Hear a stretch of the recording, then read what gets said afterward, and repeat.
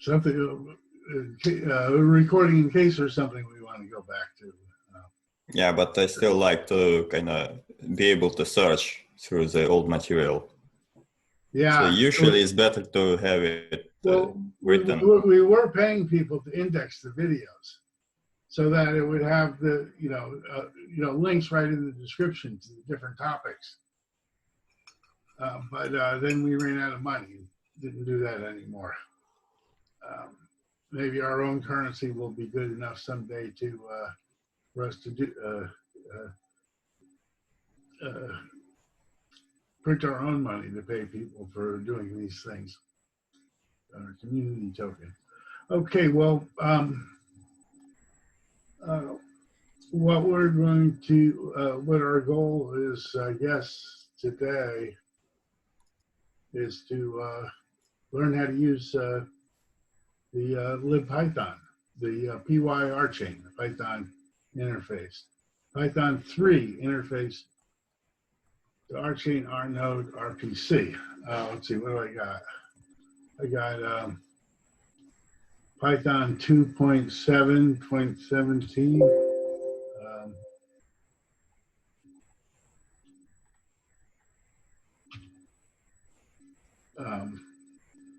Do I have Python 3?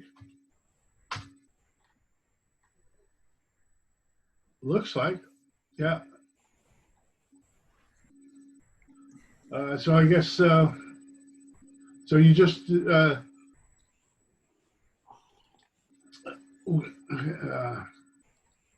don't know how these got installed on there. They're up to date or whatever, but. I mean, you can clone from the GitHub repo and install it using the setup. Yeah, I'm not sure. Did I install that when I installed RChain? Maybe, I don't know. It could have been on the machine. I don't know if it's was part of the Ubuntu that we. You can probably just look up if you have it installed, like by opening Python 3 interpreter and trying to import RChain. You can see if you have it installed. Right. Well, I do this. Right. pip3 install pyrchain. So I guess that's a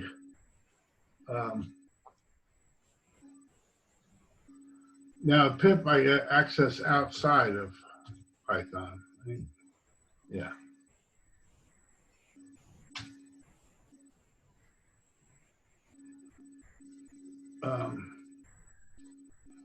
Yeah, if you have Python 2.7, then you probably have Python 3 pip as just pip. I think I have two, so I should have both different pip versions.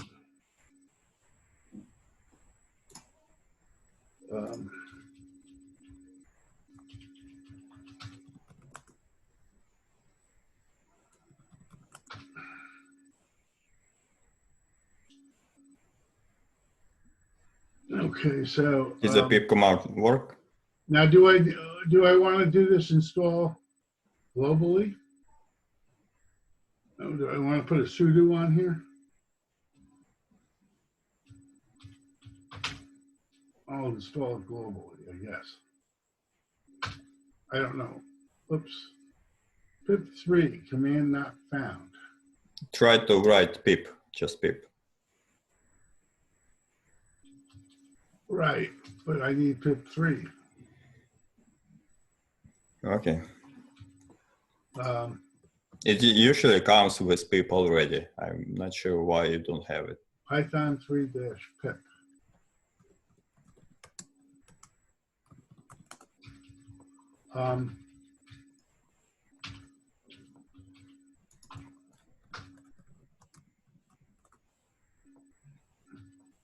It doesn't, I don't know why I don't have a pip3. I don't know if it matters. You could probably try doing this. Okay, what I don't want I is send you a command so you can try this. where is it in the channel? Yeah, Uh, I was pretty sure it already came with Python 3. Apparently not. where did you put it? In chat, in Zoom. That's what I did. I did that already. Okay. The problem is that I don't have a pip3 command. What did I do get here? Oh, so I did a sudo apt install python 3-pip, right? Yeah. And Now that's we what just install it. and that was what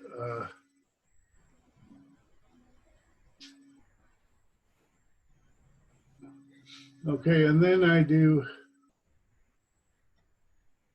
then I try to do the pip3, and pip3 is not defined. So I'm So it's worried not in that if I'm path. going to do pip, you know, if I don't tell it which pip I want, okay, in other words, if I do Python,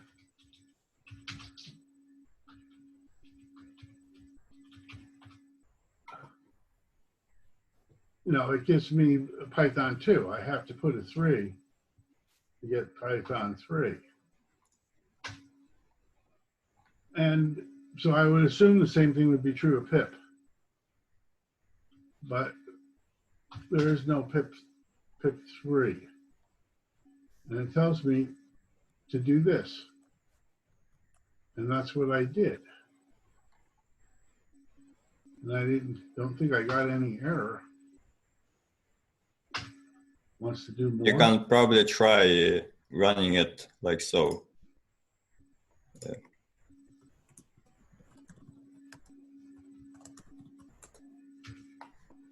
If it's not in, if it's installed but not in global, not in path. I'm not sure what you're saying. You run Python 3. I send you on chat on Zoom. You can see the command. So you can run pip like so.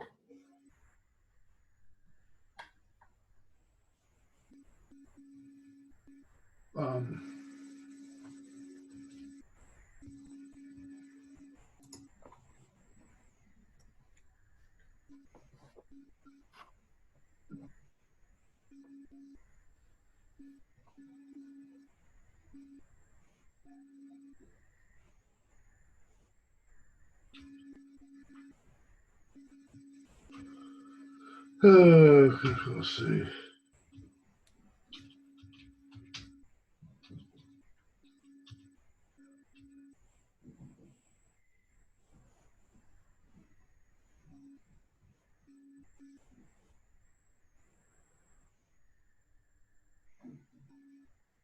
Forgot how to do an alias, huh? Maybe you need to use parentheses or something. Semicolons. Now you just need to run pip command once. So you can just run sudo python 3 m pip. No module named pip.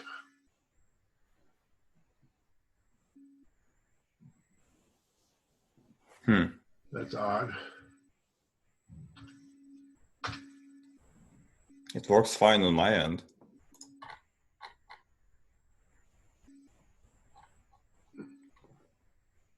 Well, I don't understand this at all, but I can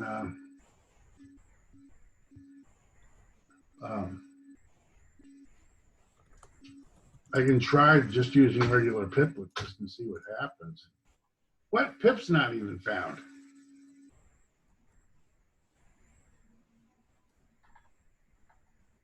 I don't, that doesn't make any sense. Unable to fetch some archives. I got an error.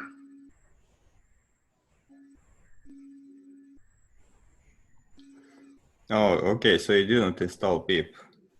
Okay, now I see it.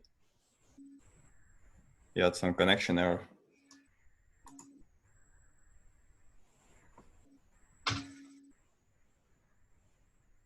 Well,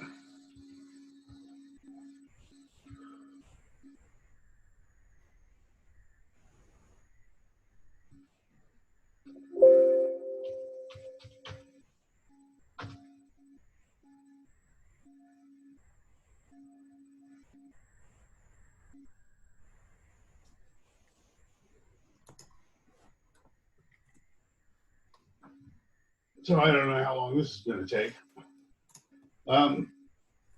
Why don't you see if you can run a transaction instead of sitting there like a bump on the log? Get this done. Yeah, I'm figuring out which way I should install it, through pip or yeah, I'm gonna go Okay. through pip. So you're the same place I am, trying to install it. I mean, it's just one command actually, but I like to install from source.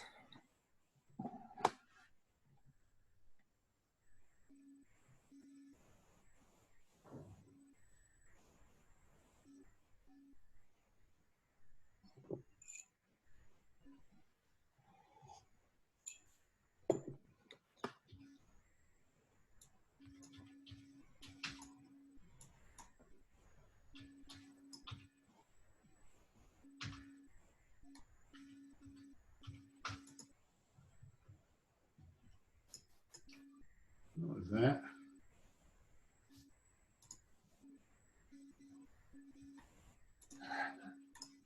Let me just.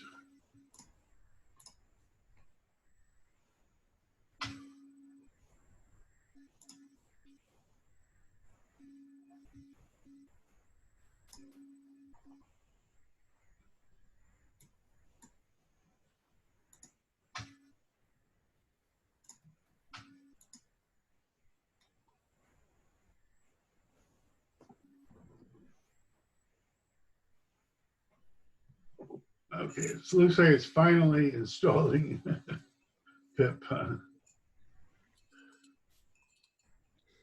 Takes surprisingly long on my machine. What's this? Takes surprisingly long to install something on my machine, especially since I run VSL2. DeSoto?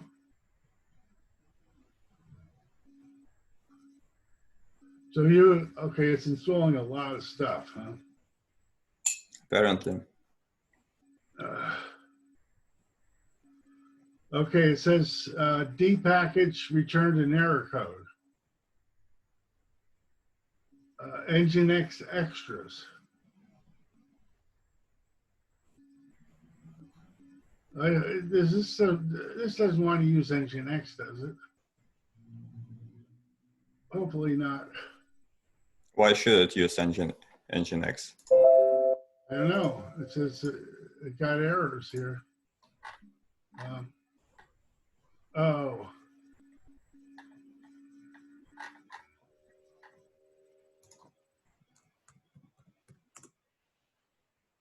Okay, it's the Nginx server is screwed up, but that shouldn't make any difference.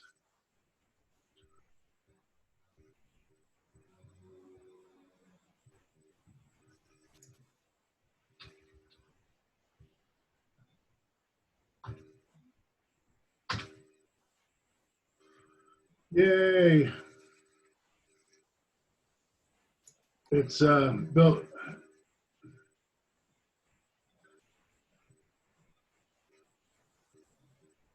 And I'm still waiting. Well, mine seems to be running pretty fast right now, but It just slowed down.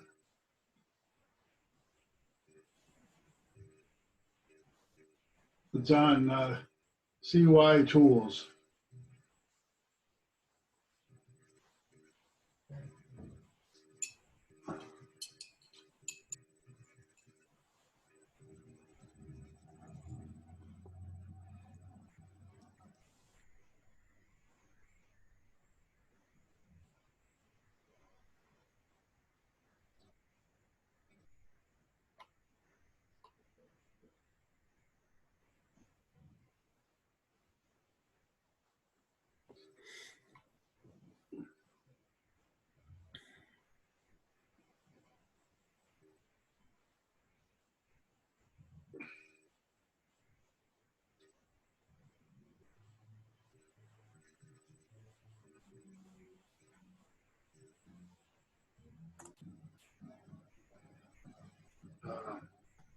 So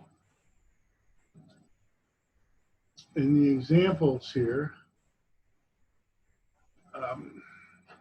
yeah, we paused the video because this is taking forever to load the gRPCIO. Seems like it may never finish. In which case, we're not going to get far at running much. Well, I just wanted, while we're giving that a chance to run, so we could look at, see if there's a, okay, there's a transfer signed to fly. And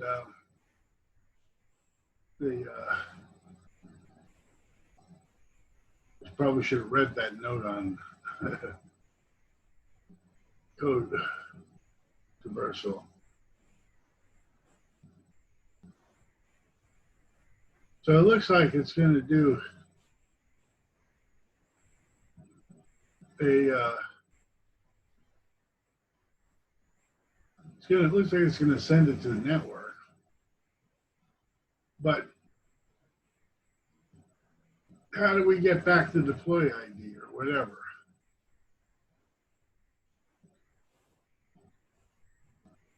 That command is not sending it to the network yet. It just creates a contract template. Then below you can see it creates deploy data. And you have the bottom line that you have selected. This is response. We can check what's inside it. What type is it that send deploy returns. So if we can, I think if you can click on it, it will find, if you click on it, yeah, you can see it returns a string. So if you click on the function definition, yeah. Sweet. So we can see deploying signature.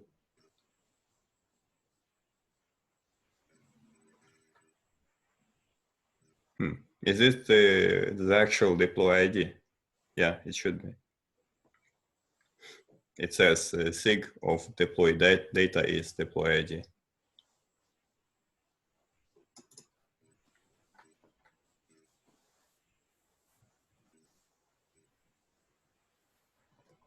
Okay. Do we care about if we don't really care if it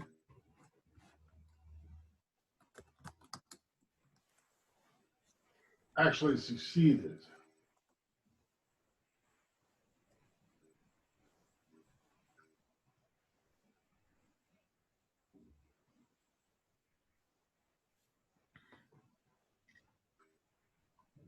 I mean, we should be, we get back a deploy ID, but we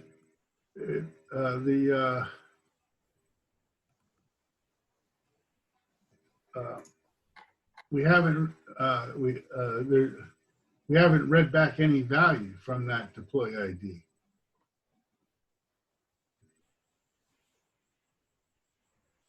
That's probably another example. No, these examples were made before we had that. And yeah, hopefully there may be another example. But we know how to do it, right? We can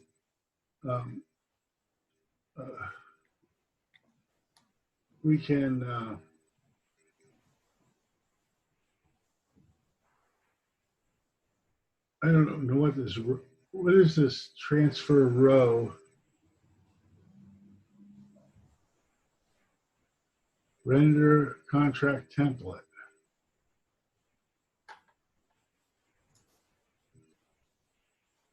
Transfer row. Is transfer row template a, I can't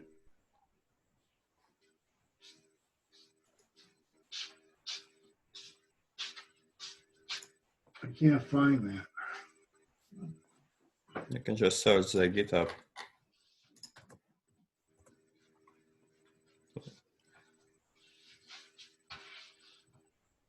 It's in the RChain vault, RChain vault.py.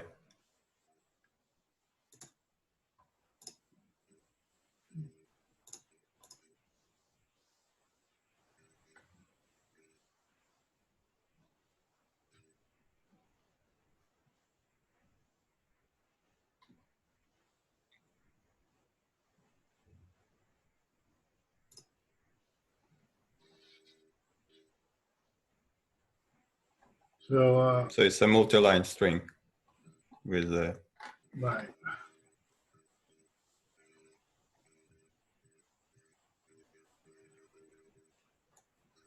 So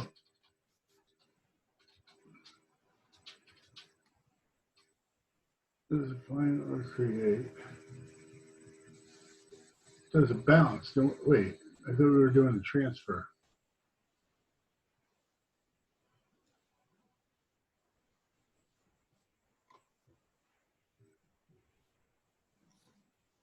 What did I look for? it's the right file. You just have to look for the exact. It's line 32, so it's below this. Yeah. Oh.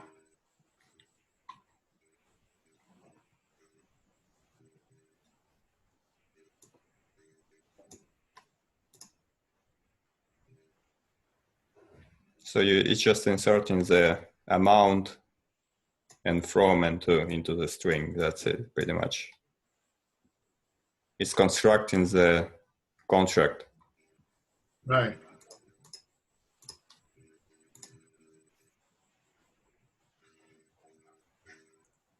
And this is the transfer here.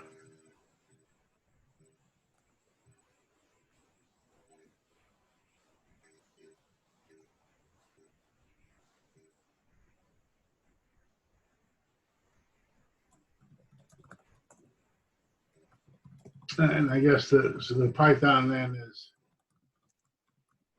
filling in the two here.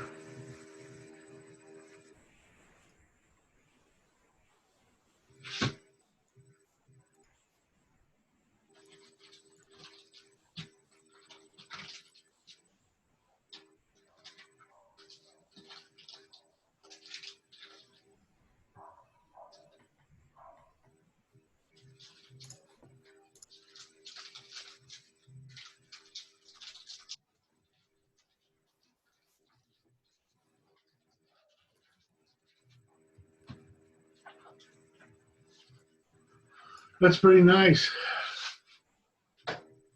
It looks like even after you install it through pip, you still need to install some dependencies like ECDSA. Because right now it complains that I don't have ECDSA installed. If I try to use the library.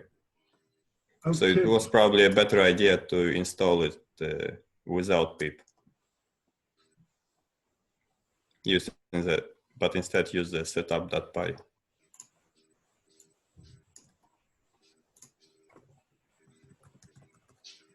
It ran the setup.py, right? Yeah, it looks like it succeeded, but if you try to import RChain, Hello. it won't work. Yeah.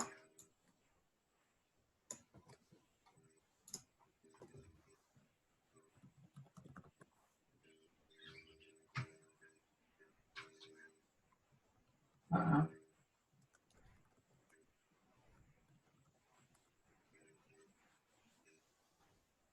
See setup.py for information about third-party library dependencies.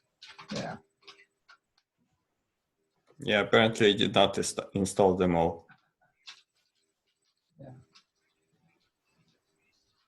How do you install them? Oh yeah, I'm up. Yeah, I can't just run that setup.py. Good. Good. Setup.py will try to install the pyrchain again. You probably just want to install the remaining dependencies that it probably needs. All right. Where's pyrchain?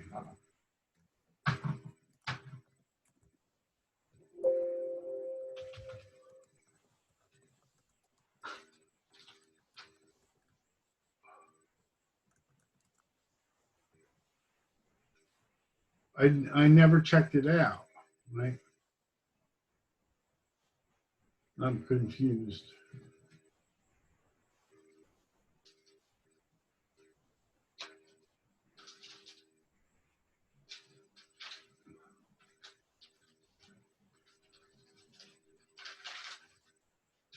So what you do? So you try to run one of these things.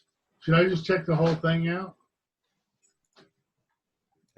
I know maybe it already works out of the box for you, because right now on my end it says that I already have the ECDSA installed, but it's not. It can't actually find it when I'm trying to import the library.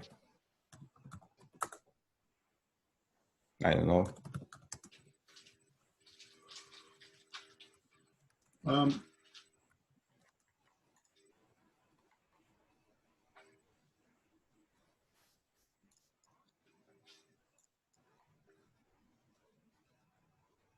Let's just try this. One, I probably just will check the whole thing out.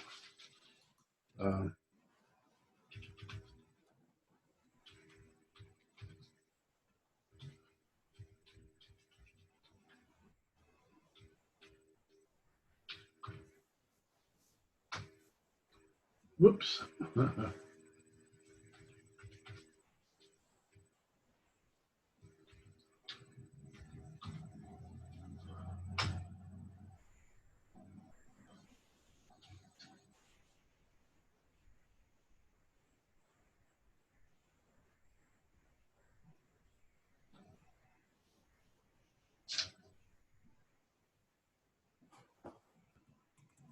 I mean, I guess this doesn't do anything.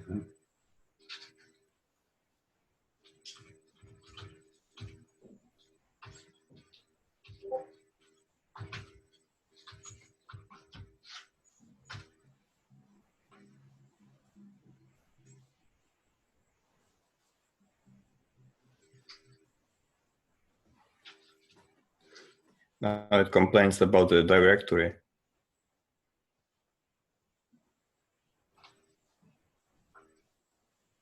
You haven't entered the path to the key. Yeah, I haven't entered anything. I just, I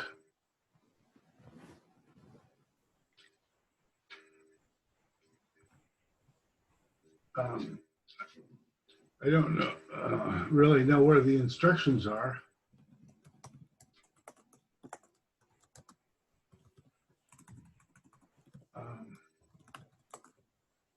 This is the keys example.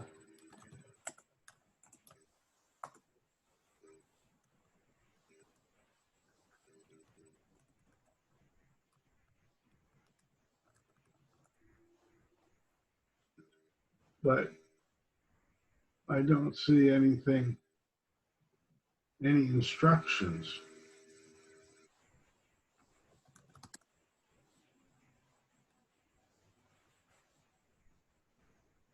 And I got an error there, line 16.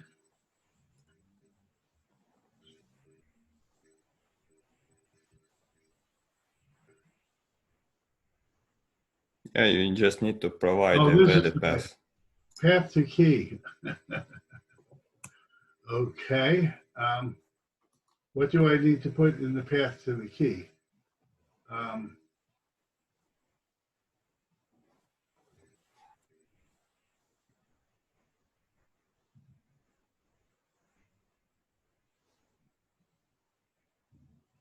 I need a key with a password.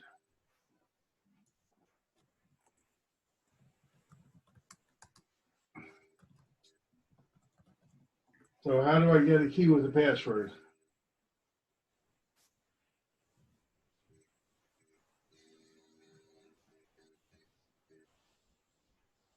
It says from escape path.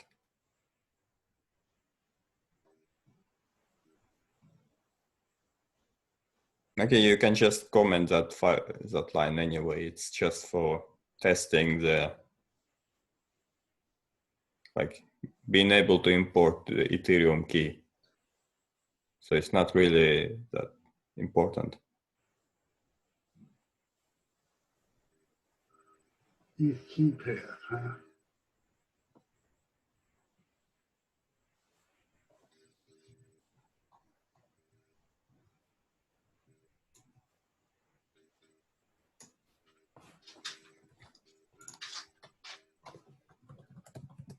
Okay, and then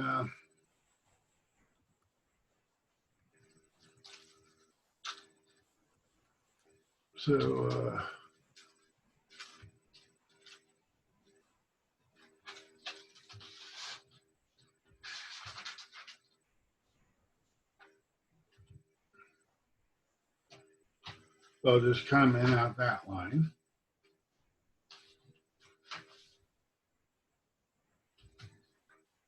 And then on line 55, You just need to care about the bottom arrow. That's just the entire trace. oh, this is the trace. The bottom line is the problem. So when it tried to enter the look up the path, it couldn't find it. So you can just comment away the entire So line. that should be okay now. Okay, what did that do? I ran test one. I don't know what it did.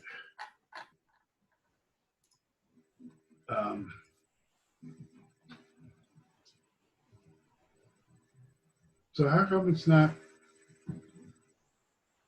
showing my Python highlighting here?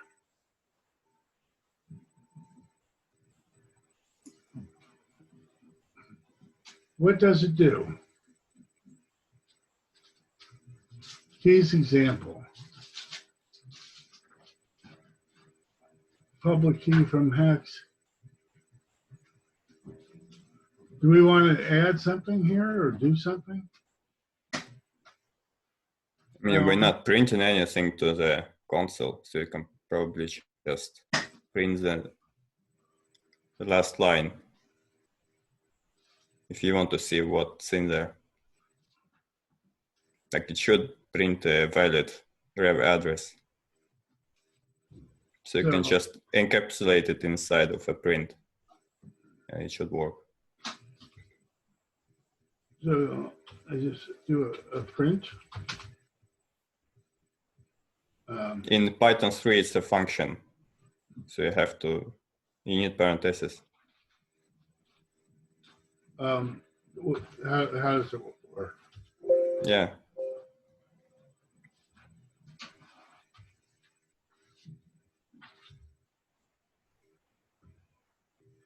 What is this?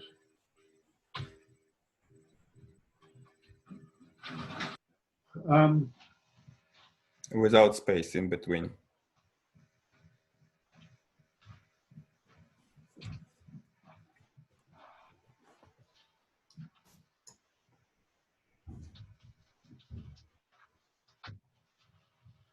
And then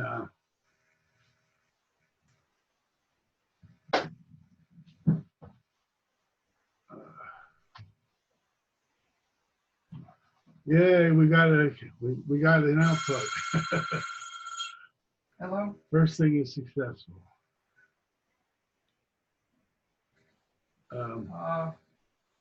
No. Give me about We want So we can use this to like generate ton of like users and maybe put some test rev into them and kind of spam the network with transactions, see like how it behaves. Was that like the plan?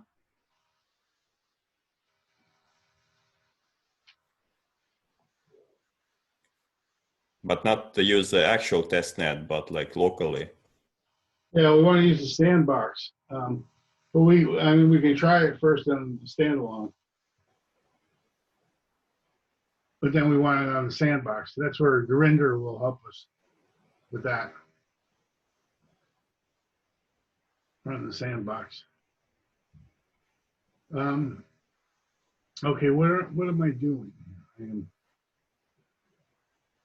sign verify example.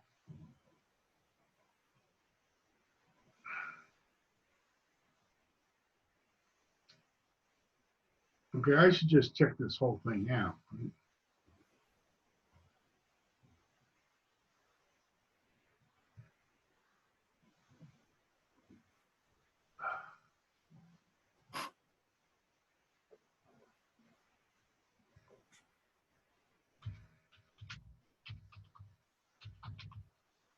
I just git clone this whole thing. And then I can go into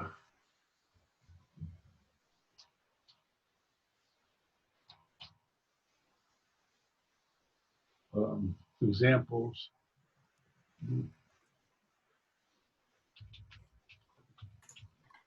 RChain examples. And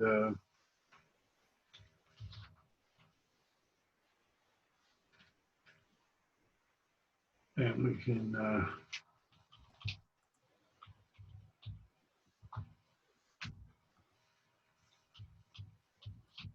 run the sign verify examples .py.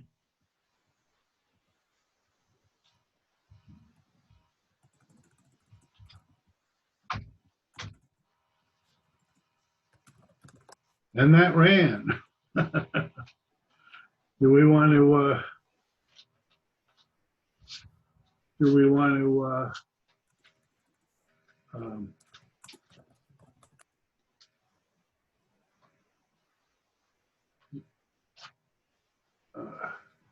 use gRPC?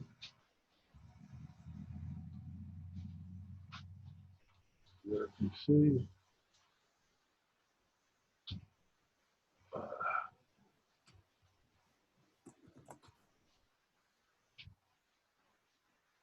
Now, how's it going to do gRPC? How does it know? Now it's got to actually. Probably uses testnet.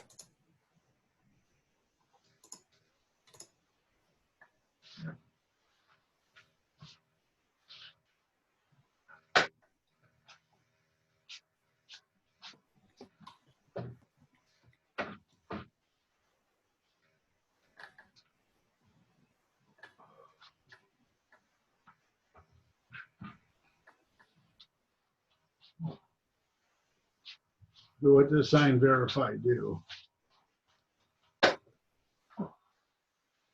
Wait, we're doing what? gRPC?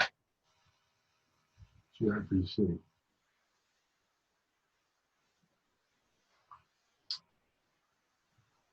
Doing a real simple process here. But how do we know what?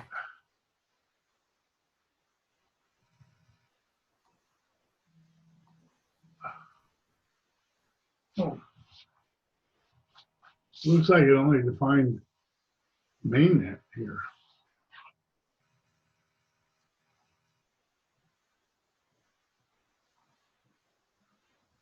How can I do any deploys without any ref?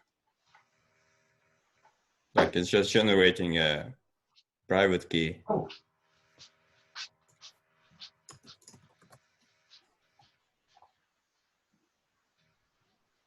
And then that key is parsed to the deploy function. But it shouldn't have any ref whatsoever, right? Yeah, I don't know. I mean, where's it getting the key from? I mean, I didn't give It it. generates the key, like line 20. So it's just a dummy account without any ref. So you probably want to Okay, use, it's doing exploratory, I guess. yeah, only exploratory deploy will work. But that, I thought the exploratory was HTTP, not gRPC. I don't know.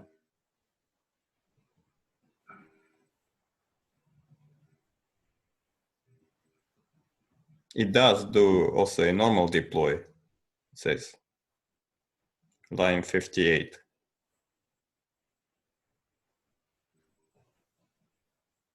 But it should fail, right? Yeah.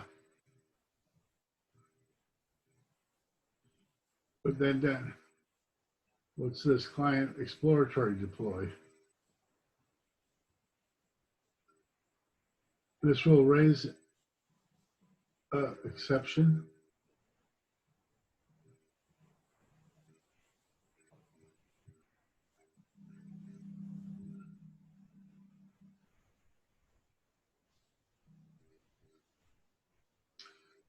It seems to be just hung, I guess.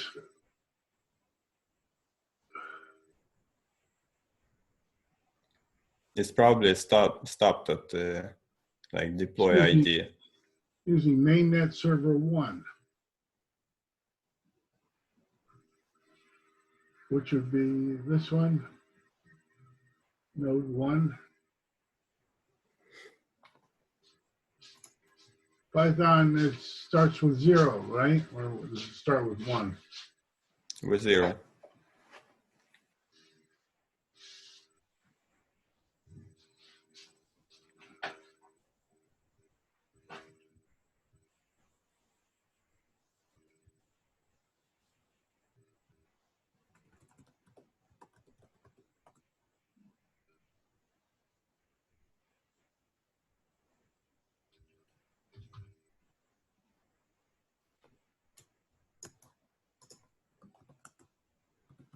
ooh.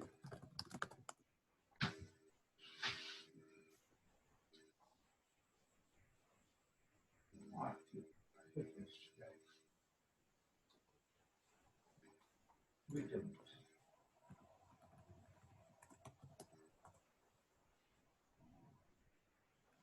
Um,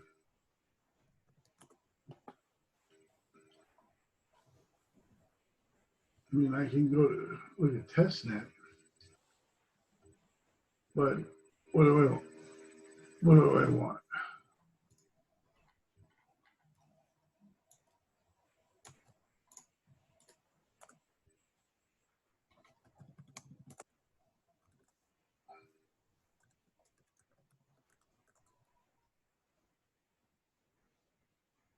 Node 1, RChain.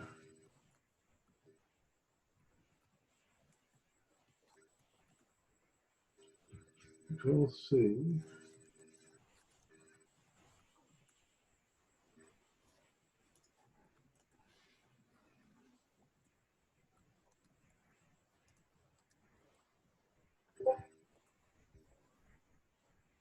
It's okay, Mills.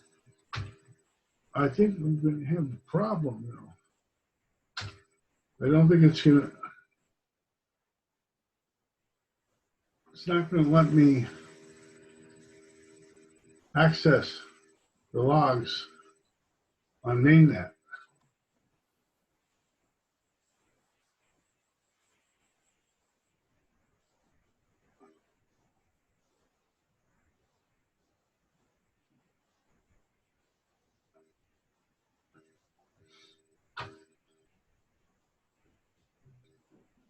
So if we don't see the logs on mainnet, we're not going to know what happened. The only thing is we can change this to use testnet.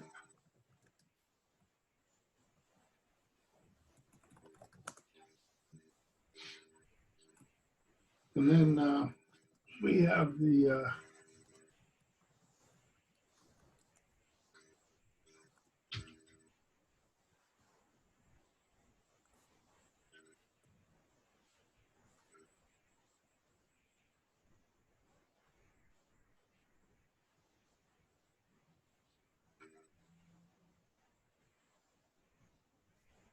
so it looks like it was waiting for a response and never got one, huh?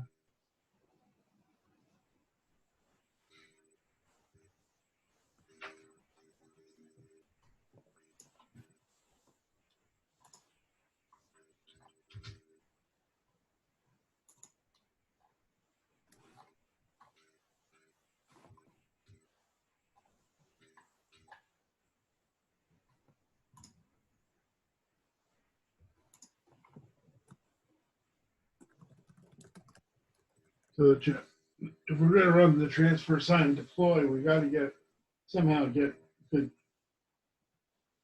keys to do that. I mean, we have to have a private key, right? I mean, you can just talk to the testnet. What's the problem? It uses. Okay, well, the problem here is that the testnet's not defined, but we can obviously add the definition for testnet. Yeah, testnet probably wasn't up at the time. I did see I could have sworn I saw a testnet here somewhere.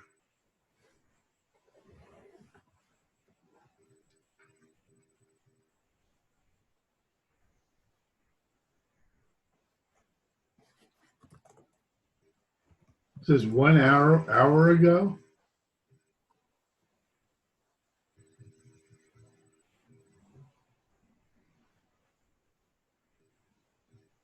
Who do you suppose updated this 1 hour ago? Will did, huh?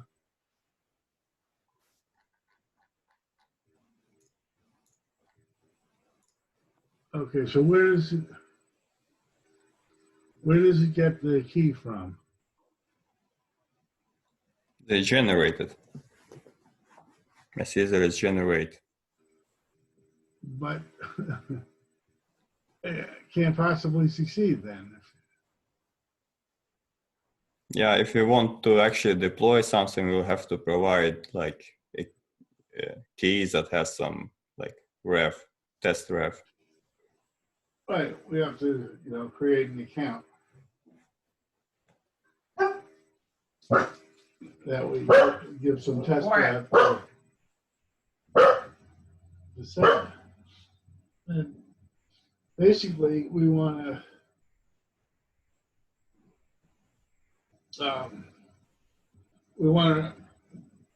I guess, replicate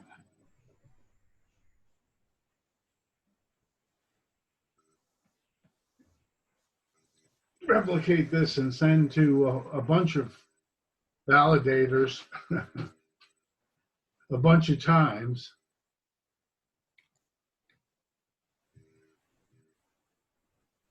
And then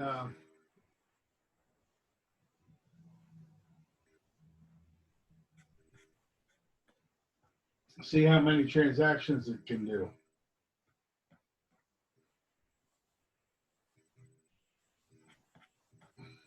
I mean, we can just put 1,000 revlets in an account and have it send them all, one at a time, to other accounts.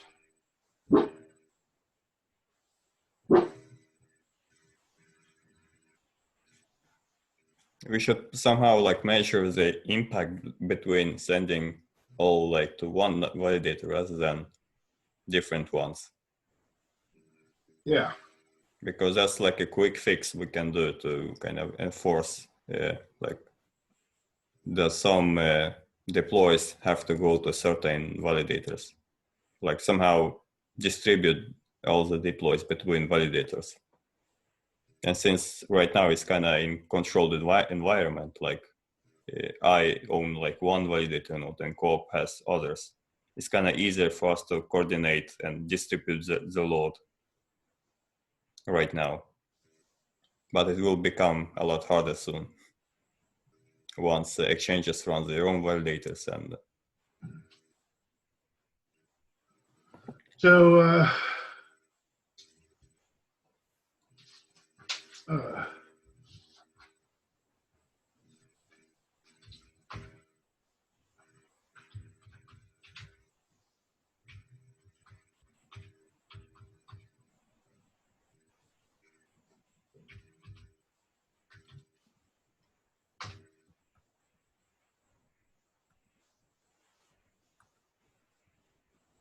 so it looks like we have testnet in the transaction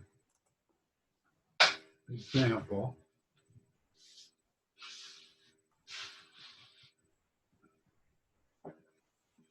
Let's look at the transaction example.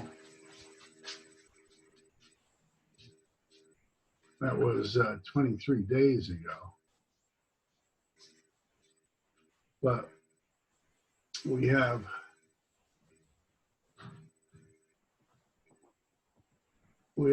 these definitions.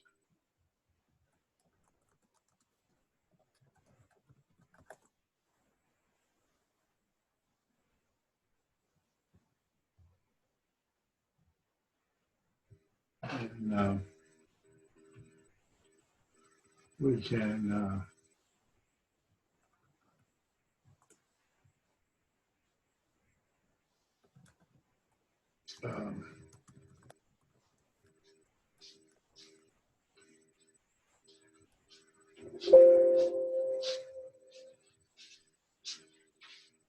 the transfer sign deploy is what we want, right?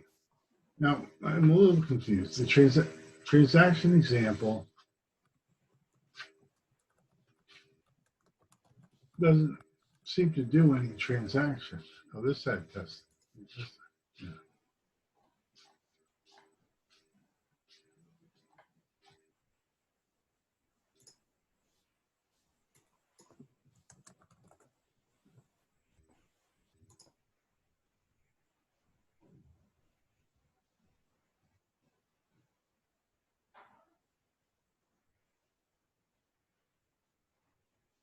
What does this do?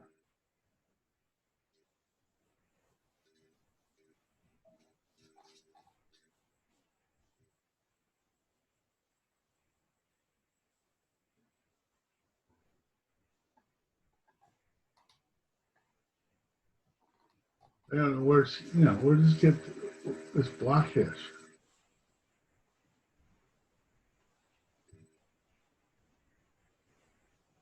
Doesn't make any sense.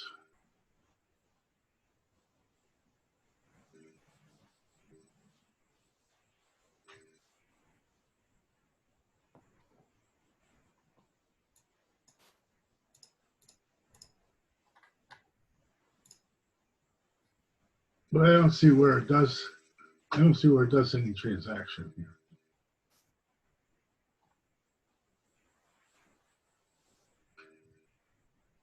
Okay, so this transfer sign deploy is what we want, but we have to use a real account. So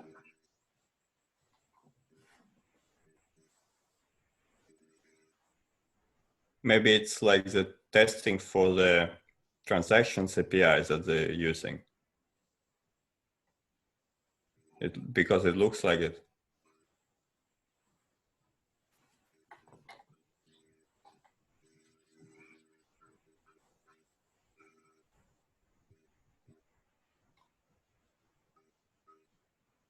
Or it just takes, like looks at transactions at specific hash, but it's like a predefined. But we don't want that. We just, we need to find like the block hash, but after we know like the deploy ID, we have to wait for the block, and then once we know the block hash, then we can get the transactions.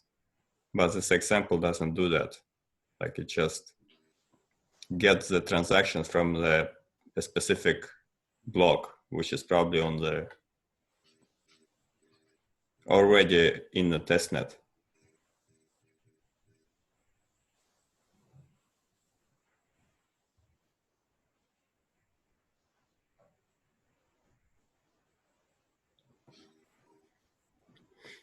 So if we have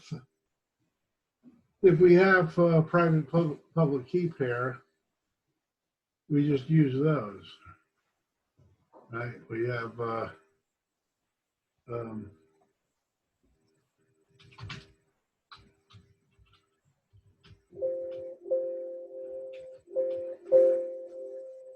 um,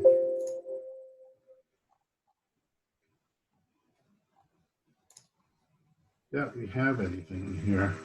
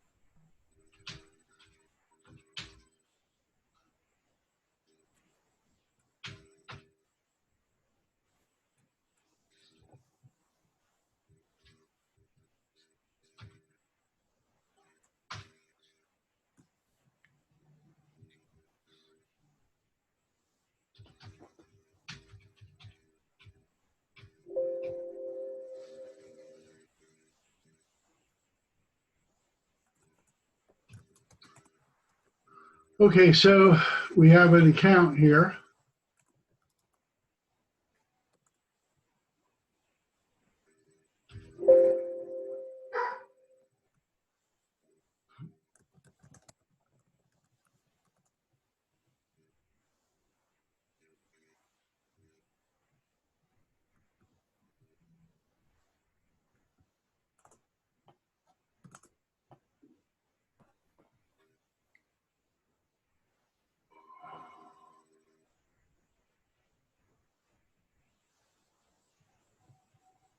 Oh, what is that?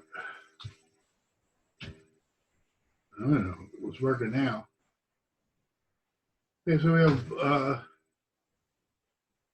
we have a public key and a private key.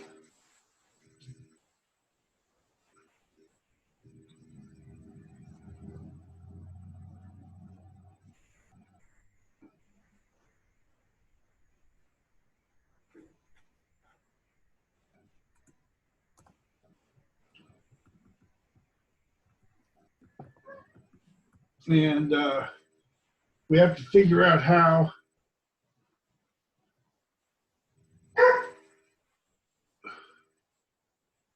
so we have we want to look at the definition of private key.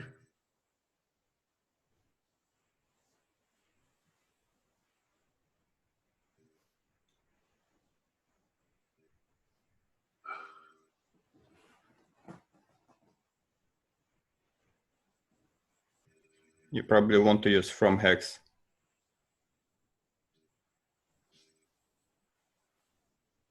Private key from hex. Yeah. Line 98.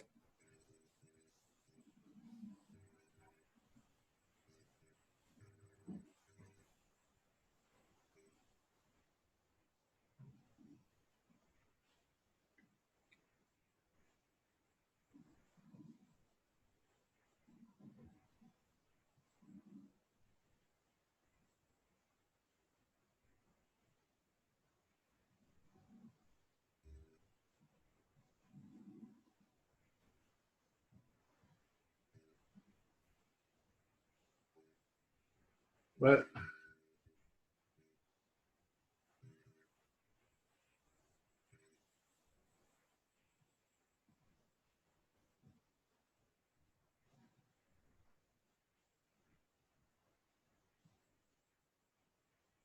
You can just copy a private key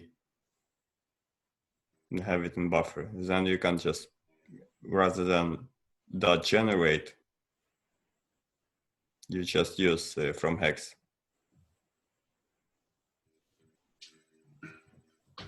oh boy.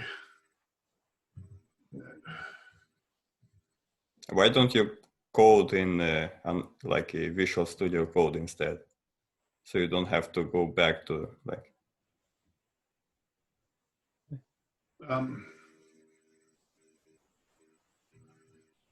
Okay.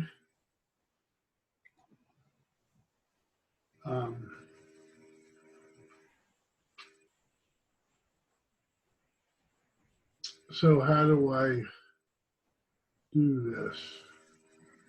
I usually just type code dot so that it opens up Oh, the that folder won't for work. me. It's a remote system. And we got to work.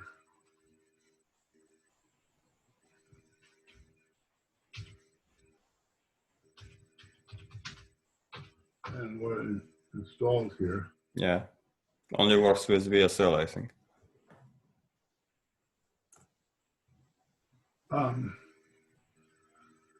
So I need to do, where is disconnected? So I can reconnect here, but I'm not going to be in the right place.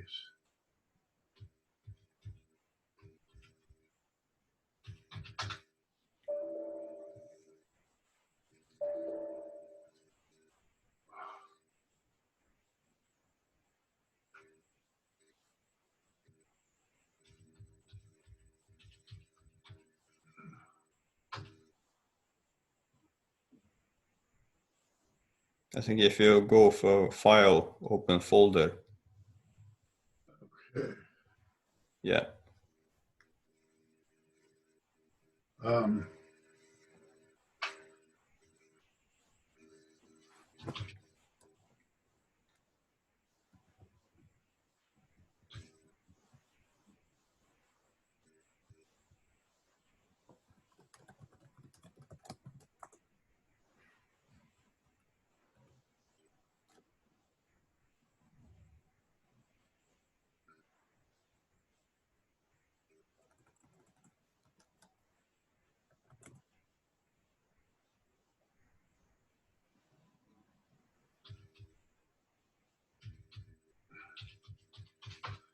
Which I should put key there. So then we go to example.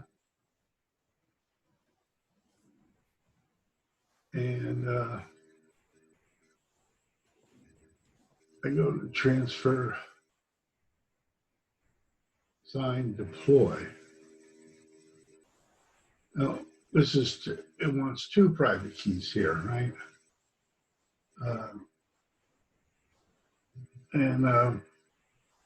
What was this, from hex? Yeah. With underscore. From underscore hex, all lowercase. Everything in Python is snake syntax. Is snake syntax? Yeah, no, I mean underscores and no big letters.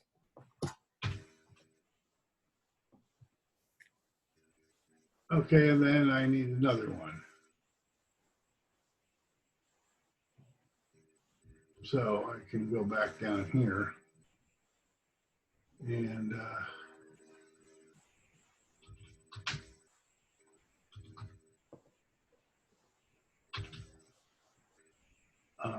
what was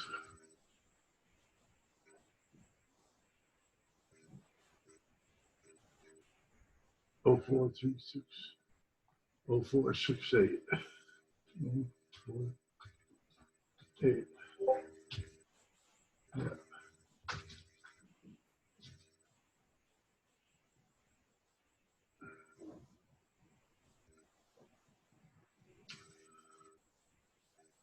I probably should have just opened another window here, but I'm not very facile with it. So, we have the same thing here.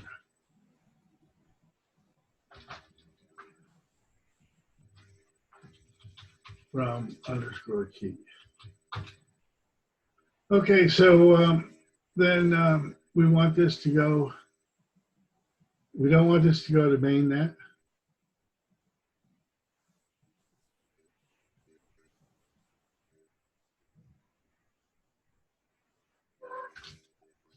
Why, I wonder why this is put in here as a constant. We should probably fix that.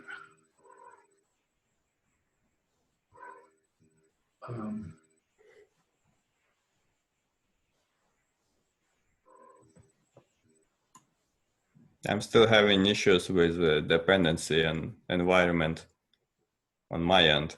I can't make the library work for some reason. I have ECDSA installed, but it can't find it.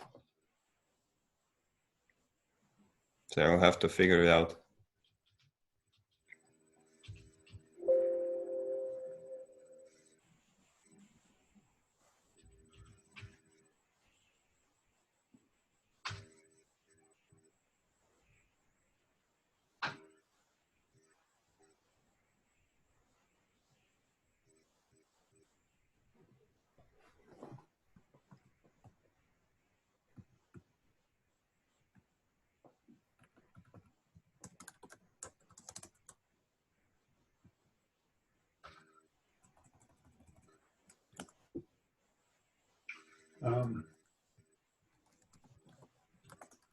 So we can just stick these anywhere, right?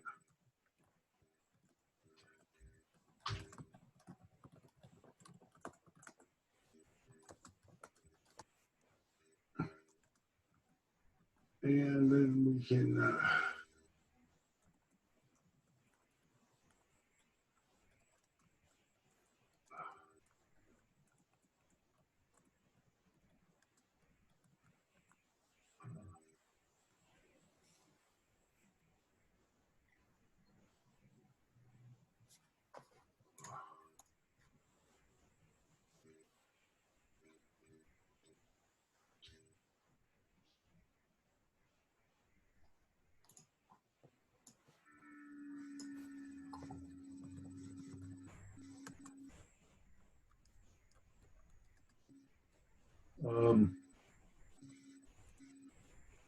oh well, we'll see.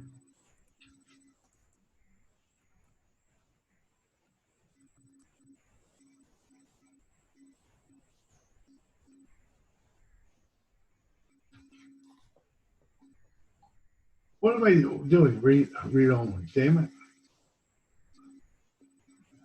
Could be testnet server. And I have to say which one.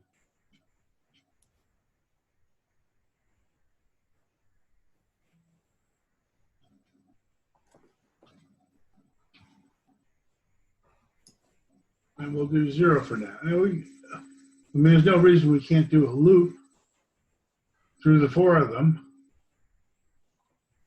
but we can do this first without a loop.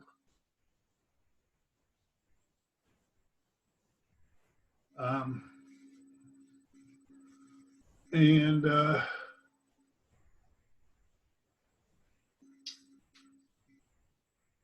we have to send some money. to these.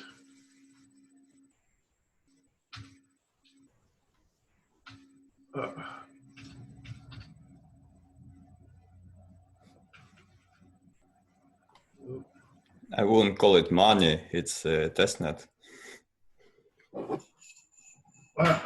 We can call it dummy rev. Okay, so I'm going to put the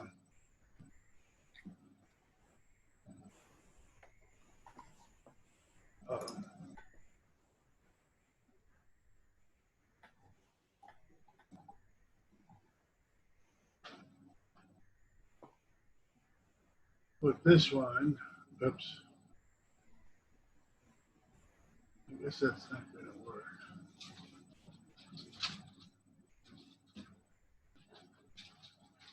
Here.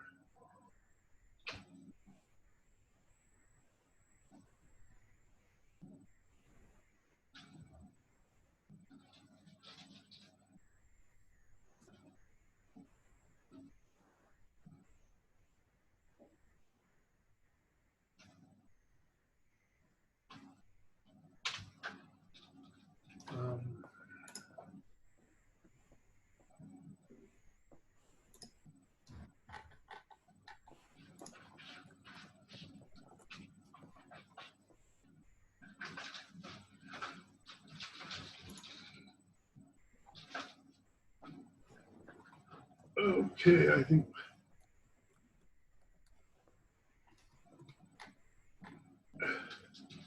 Now, the public key isn't going to help me.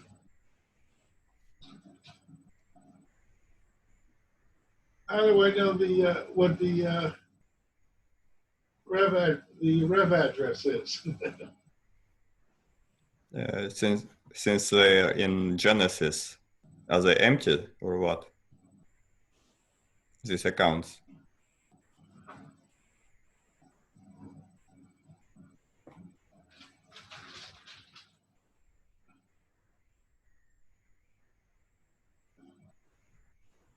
So it doesn't get rev address here to get it.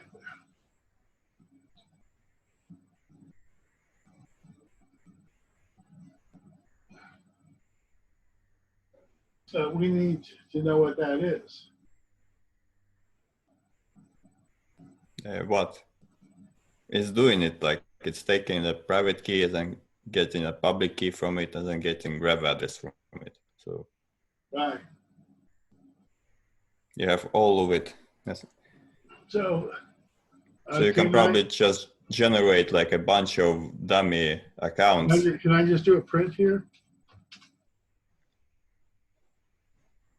No. Yeah, maybe after this line.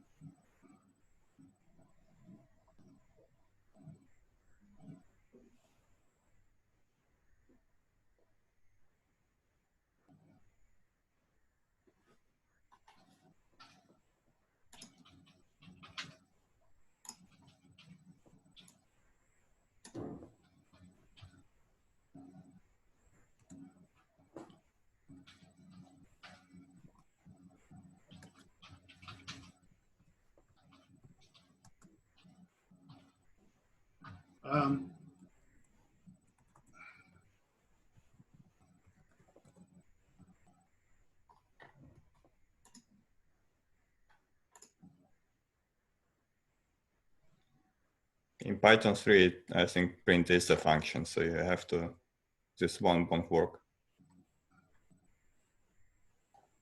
It's going to get a complaint, huh? Yeah. How come the debugger isn't telling me that? It doesn't know I'm doing Python 3? I know, maybe they introduced it back. Maybe a lot of people were complaining. I haven't actually tried. Should I try it? How do I run this anyway? Oh, the Python extension is recommended for this type of file. Oh, you don't even have the extension. Okay. But I just tried doing like print test without parentheses and it fails. So ever since Python 3, it's print is a function. not a command.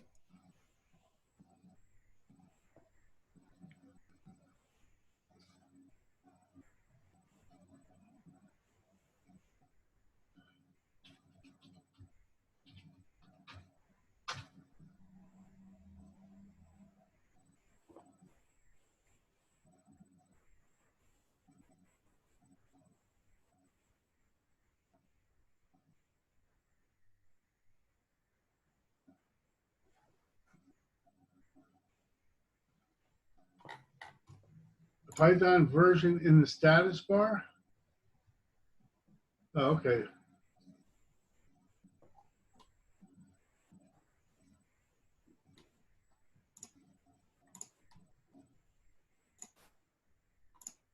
So why do I need the source extension?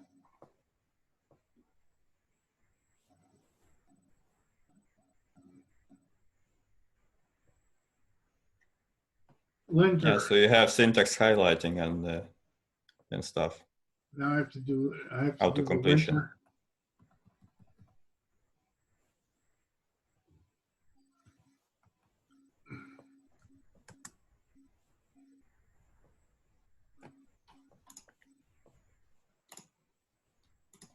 Okay, now it's gonna, is it gonna tell me to reload now? No.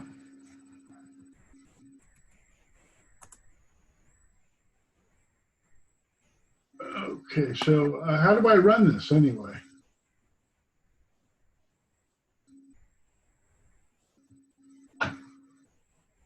You can run it directly in the terminal.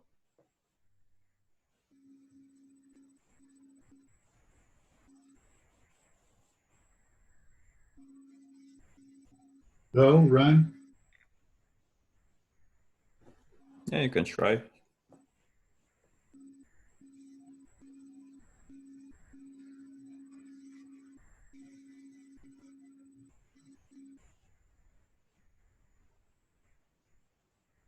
Yeah, like I told you, needs parentheses. Uh-huh.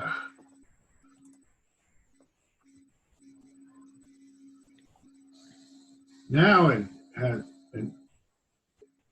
now it knows this one is wrong. It doesn't know the other one is wrong.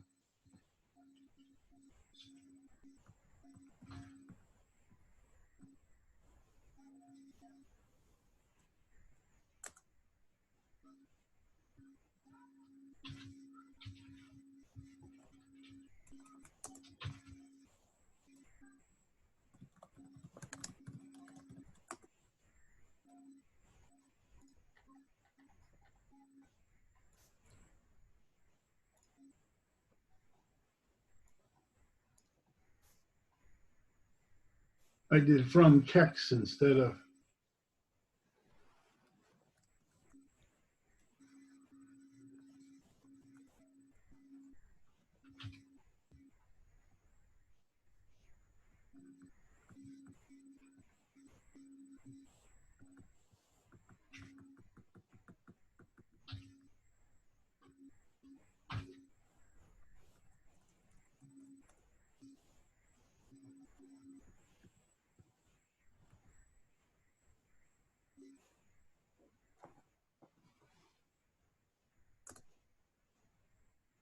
from hey.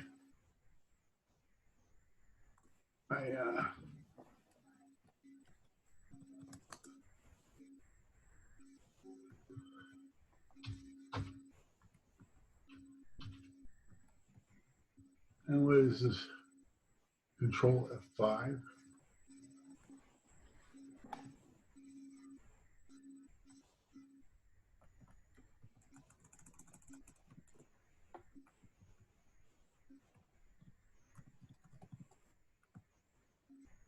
So these are the two accounts. Okay, that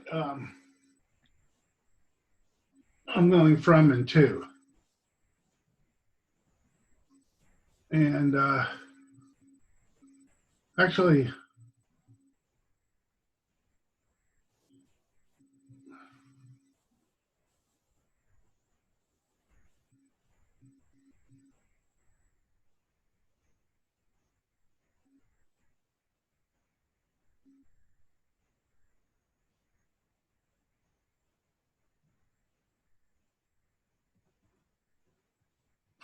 Our client object has no attribute. Send deploy. Maybe it's an outdated function. Wonderful. So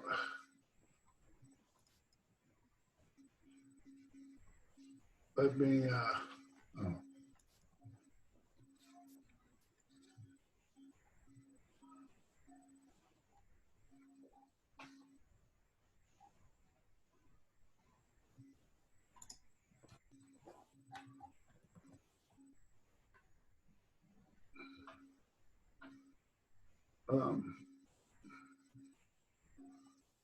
So let me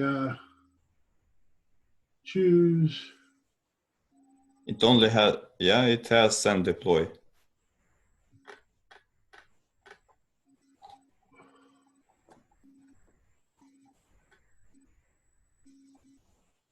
So we're going on a 0.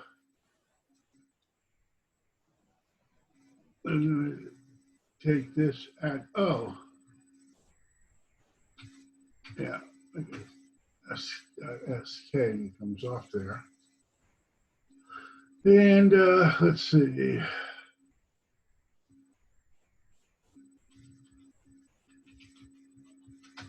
You're on mainnet on MetaMask. It doesn't matter. Oh, okay. What matters is, yeah, how many am I going to send?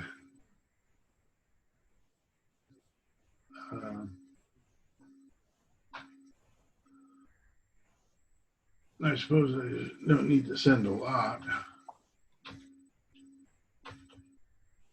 Oops.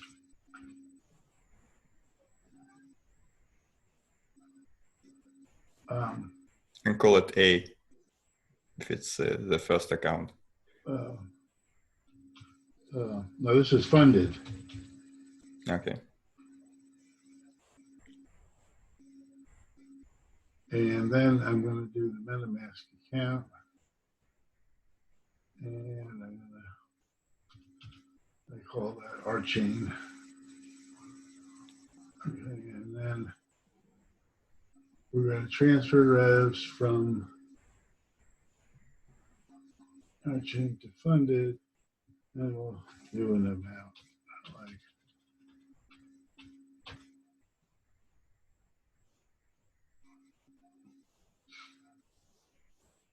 that's probably plenty for now.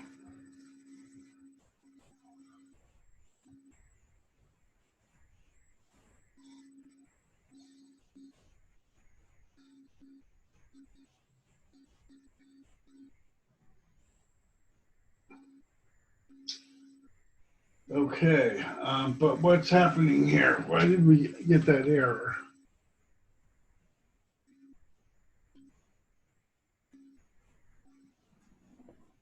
Our client.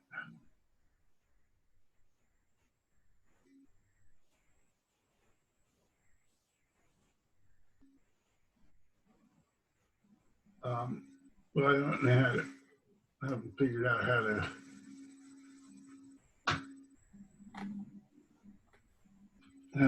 navigate there. Oh, attribute. No, it should work. Okay. Well,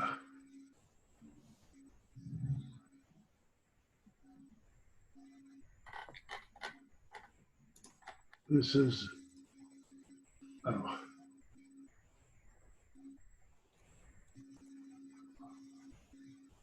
Our client.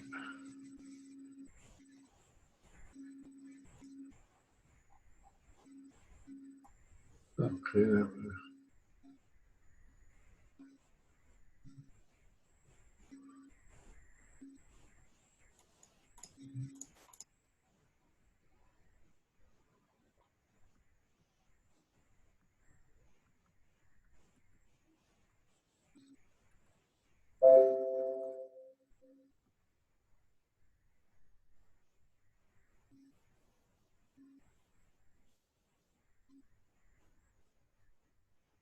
So send deploy, self deploy, proto.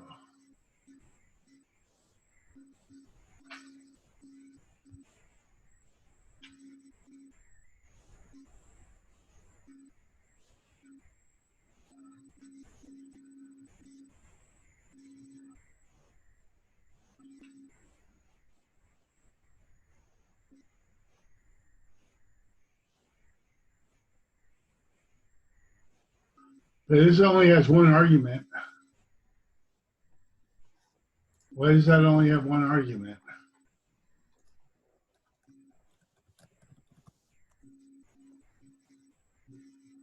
It only accepts one argument. Oh, okay, because that's because the first argument in the definition is always self, so that one doesn't count. Python objects Yep. abnormality.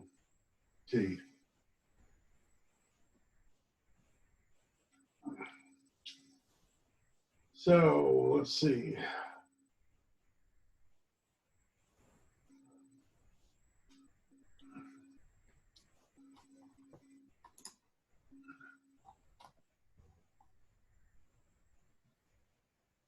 Object has no attribute, send deploy. Clearly, it has an attribute, send deploy. Yeah, I don't see anything wrong with the code.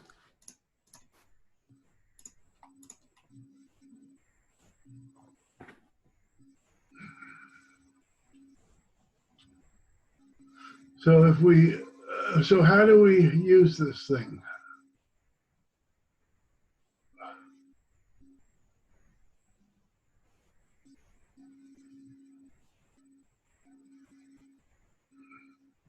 Go to definition.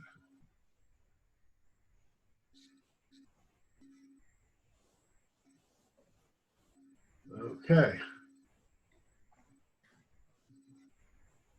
So it's calling for a constructor.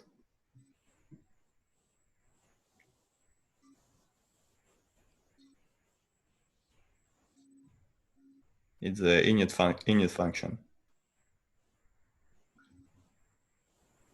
And it takes two required arguments, host and port. So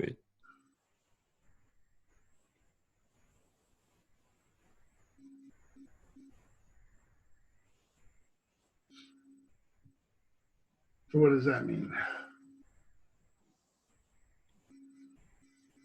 That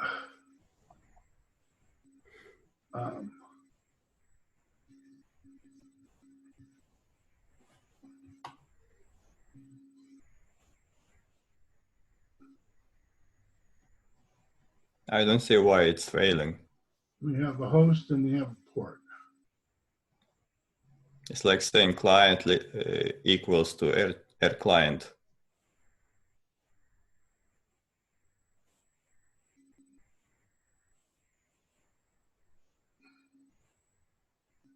And client object should be of type R client.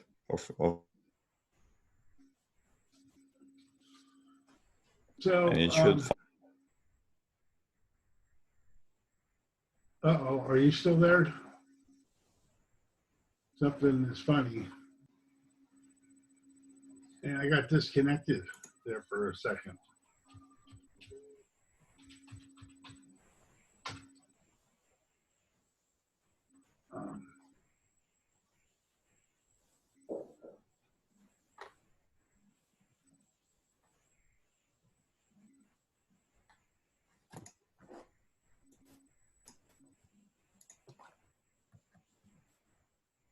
Well,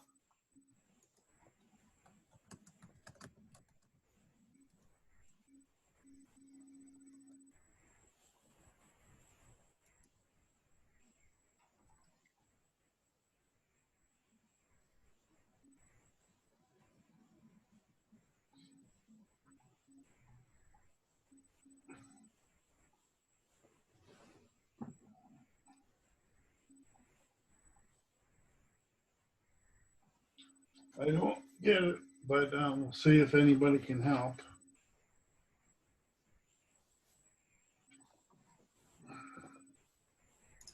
Should we also look into integration tests?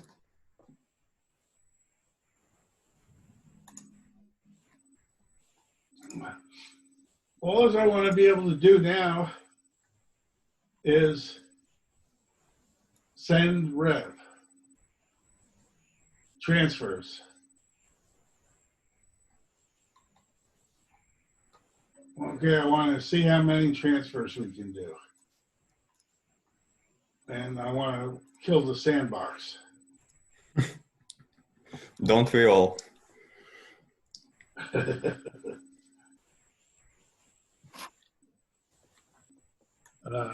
My sandbox on my laptop is getting destroyed every time I run it because it's using like all of the remaining RAM that I have.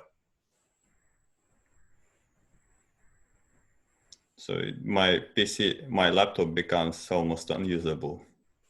So I should probably just set up the sandbox on my desktop instead, so I can properly destroy it.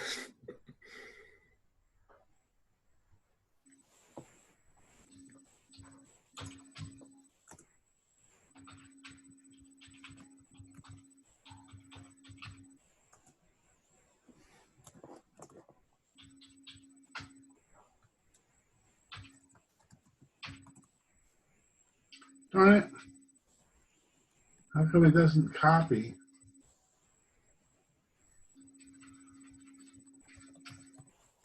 From the code window. Okay, I have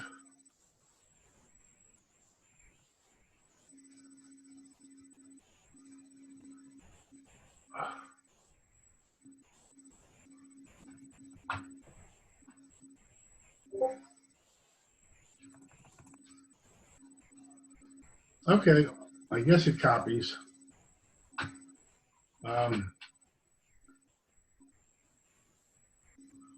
I guess VS Code copies when you right click.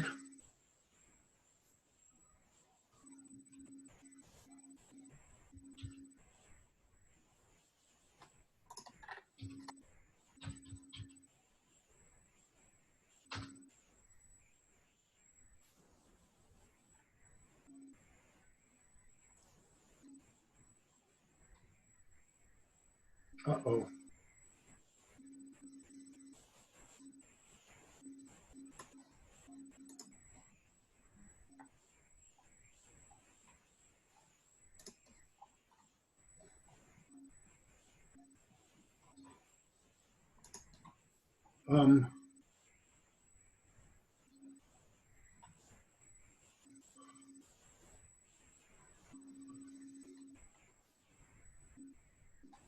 Okay, so Ian wants the link to the ideation video.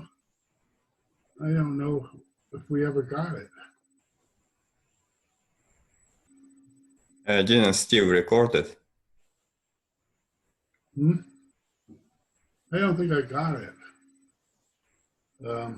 YouTube.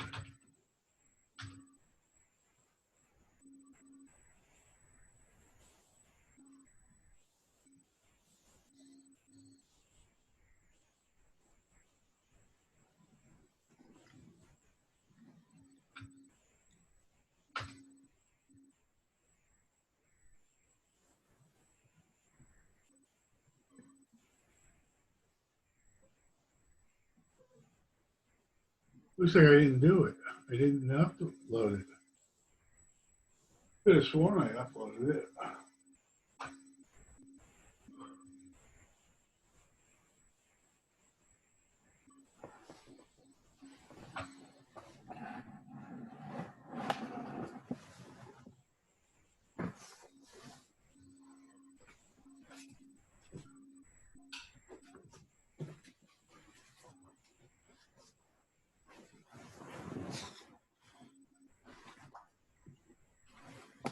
Unbelievable.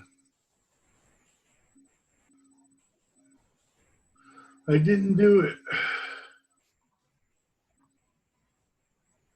But you did record it. Yeah. I don't know why. Yes, I forgot what I was doing.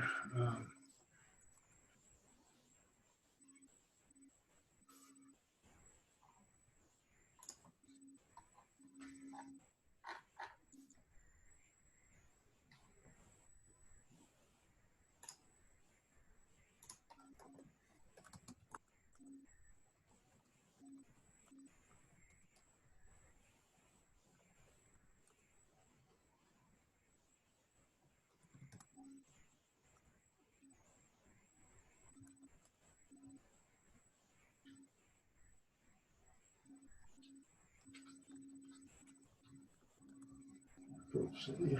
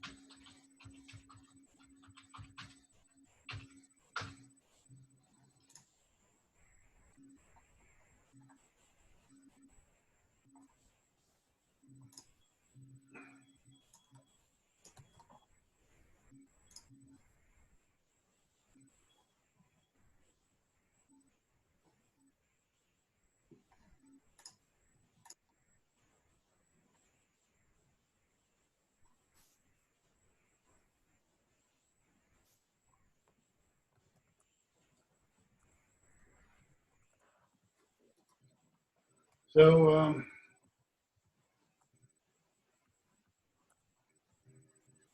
I guess I should. I'll ask in the development group. Huh? More likely to get a response.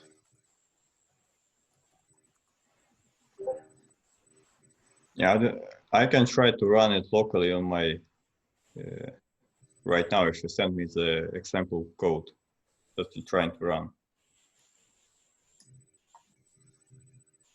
I got it to work, but I have to run it with sudo for some reason. But it works, so I don't care. What do you mean? You're not getting that error? No, I mean, I have the library installed right now, so but I have to run it as sudo, so I can check what's happening with the error you're having on my end. Because right now I can't do anything. Like I have to redo what you just did. So if you can send that example in either Discord or Zoom, that would be nice. Can I?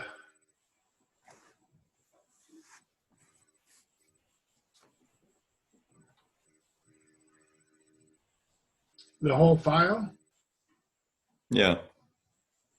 You think it'll fit? Yeah, in Discord you can send the entire file. No, but I'll have to download the file first, right? Oh yeah. Yeah, but you can just copy from or save to your local machine from Visual Studio Code. I think it will work.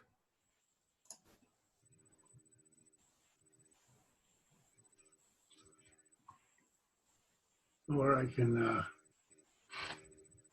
do it like this.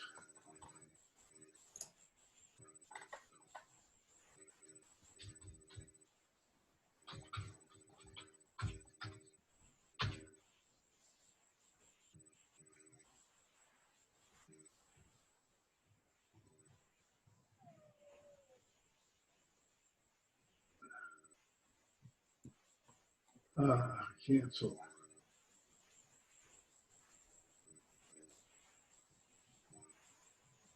So,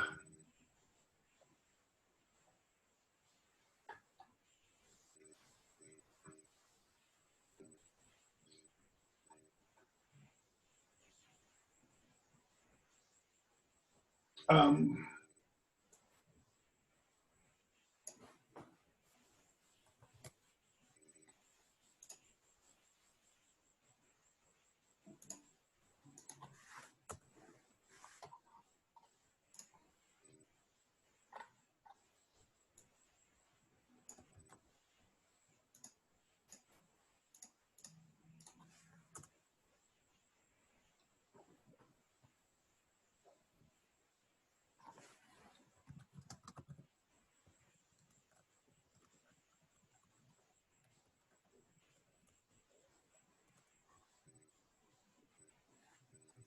um,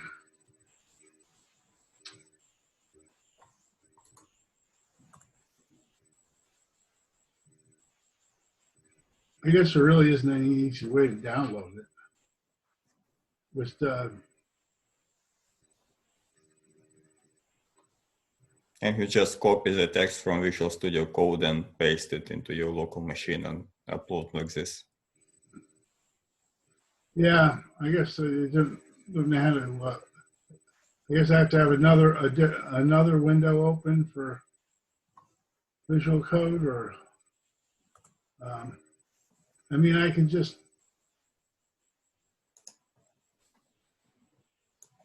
VI the file in Git Bash.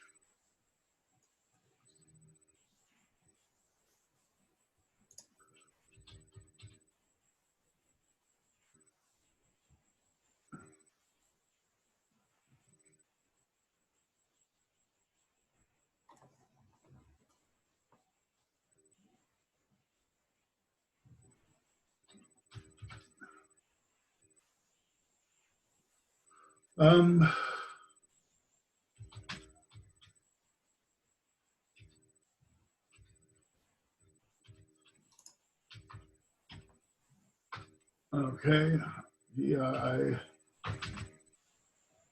Oh, what's the name of it?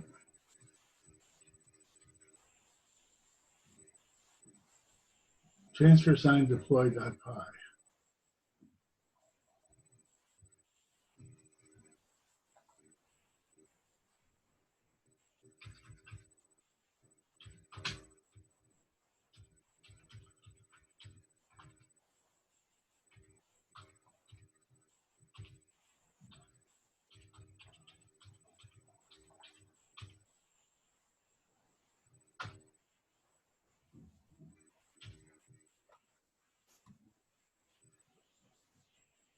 Shit!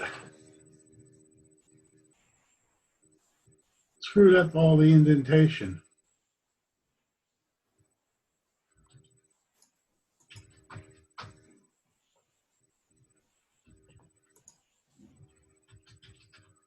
That was the wrong way. I guess I can just cat out to the file.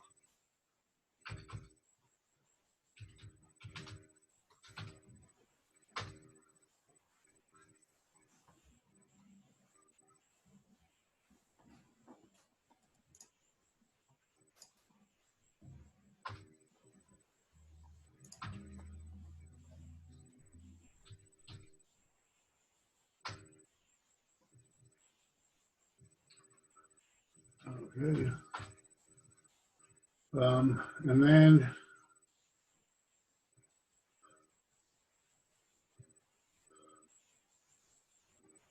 um,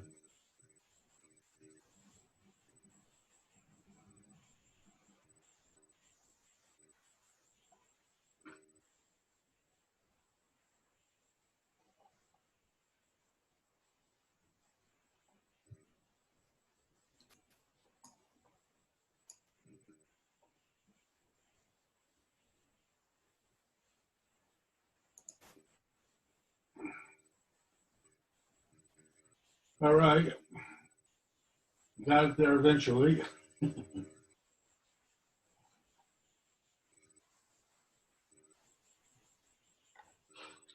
Did you send the code somewhere? or What?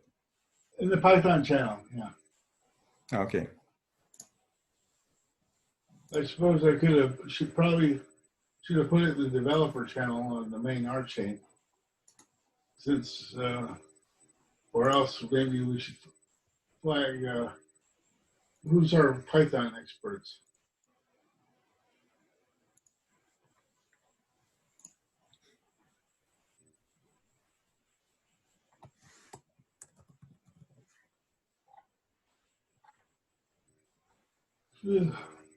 There are some more tests on inside the integration test folder that also uses the RChain library.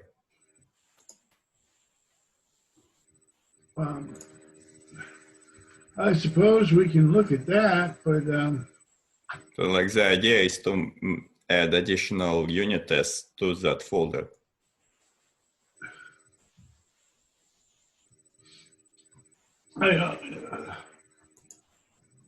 no, basically, I mean, I'm looking to make do a load test.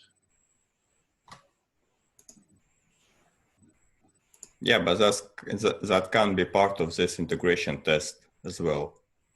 And it's somehow similar, only that integration test uses Docker.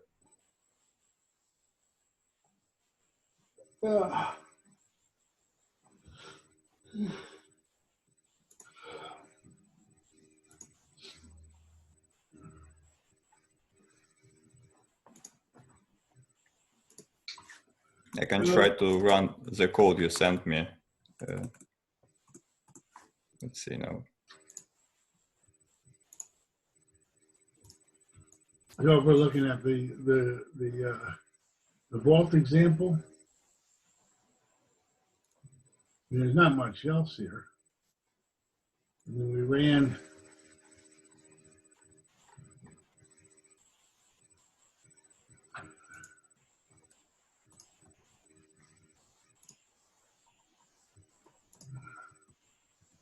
Here are a ton of tests in this folder.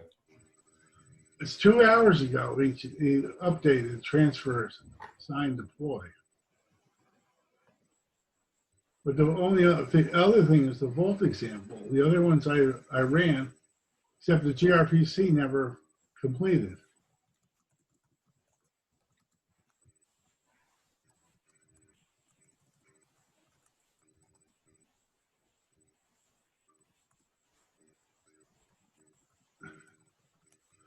Okay, so in the vault example, it does a from hex there of some account.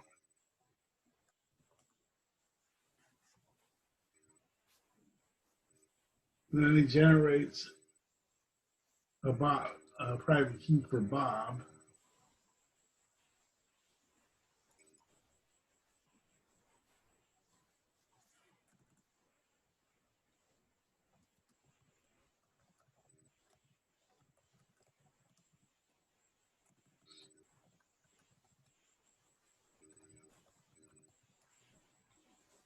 Okay, so that looks like I can just run it, I guess.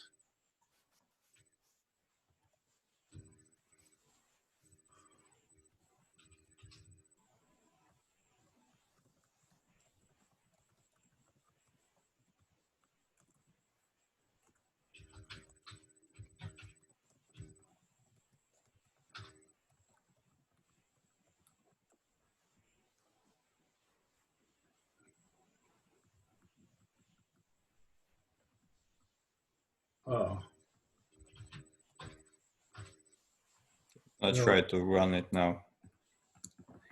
See.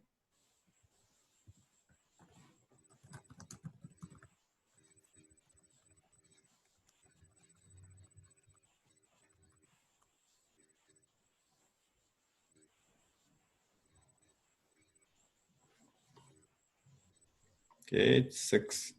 I didn't get any error. But what did it do? You didn't get any error? No. I should have printed the deploy ID. Right, it should have printed, it should have. But I assume that It printed, should print both the card file and interactive. it only printed the addresses for the wallets. So if everything went correctly, we should see the first wallet get depleted. So I don't know why I'm getting, how could I be getting a different result?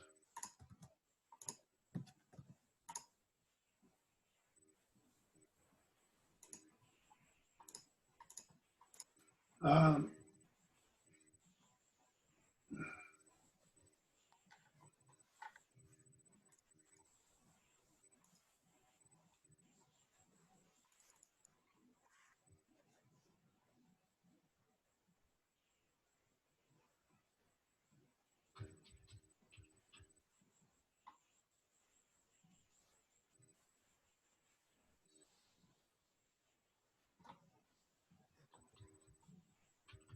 It says balance 0 for some reason for the first address.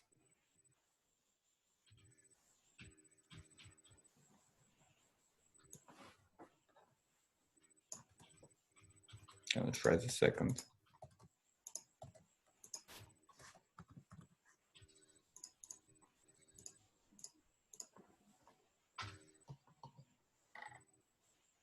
It's interesting. Okay, second has 100 rev. But which one did you print? Like in which order? Let's see. I'm getting no output at all from this when I just run it from the terminal directly. I mean, you should at least get the addresses since you printed both from address and to address to the console. But when I check from address balance, it says 0. And then when I check balance for the to address, it says 100 rev.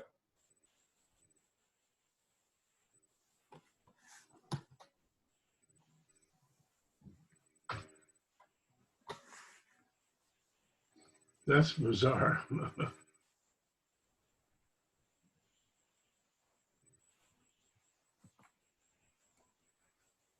Like, did it succeed or what happened? Maybe you send it to the wrong address. Maybe you should do it in reverse.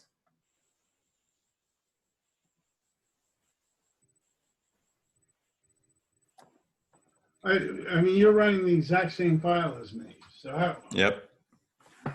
I can share my screen maybe. I mean, here's what my screen. I get the two addresses, and then I get the trace back. I don't get this error.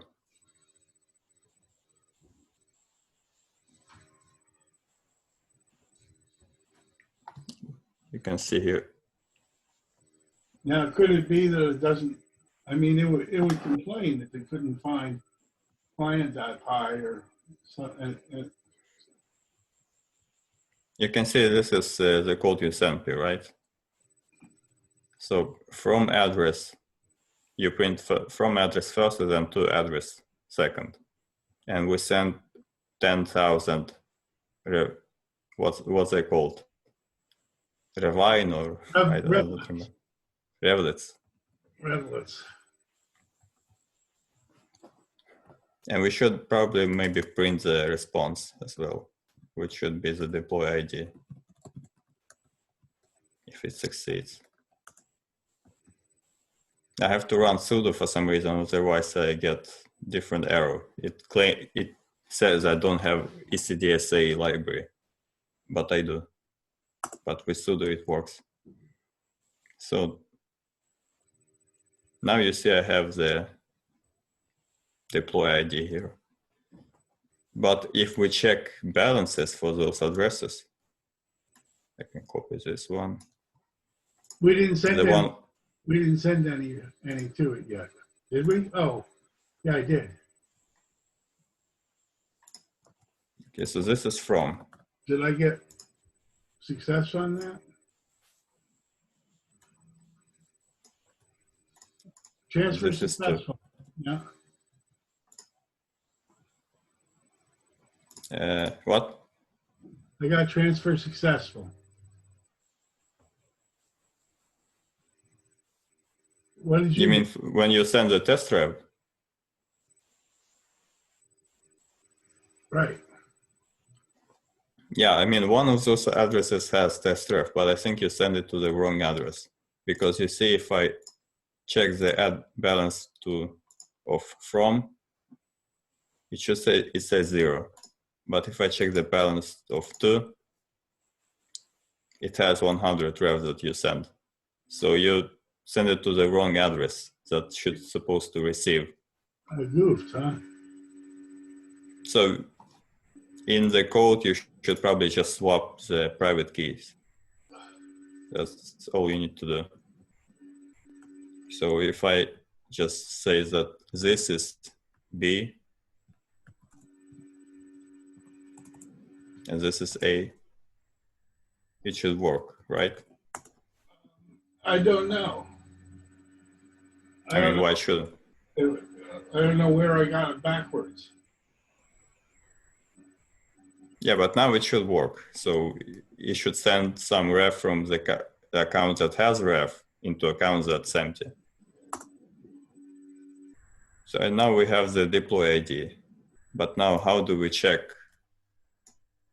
Should we just wait until it's done?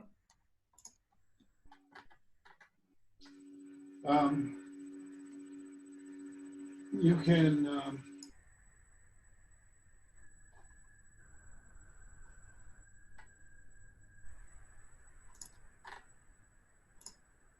Is there anything with deploy?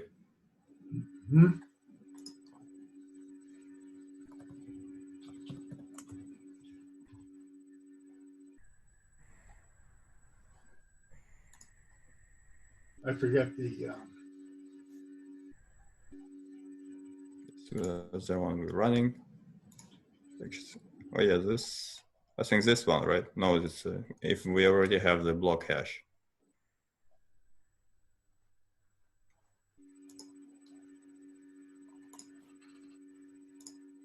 what do you, Find deploy, maybe this. Client, find deploy. Okay. This should work. And block deploy is, yeah, just a variable.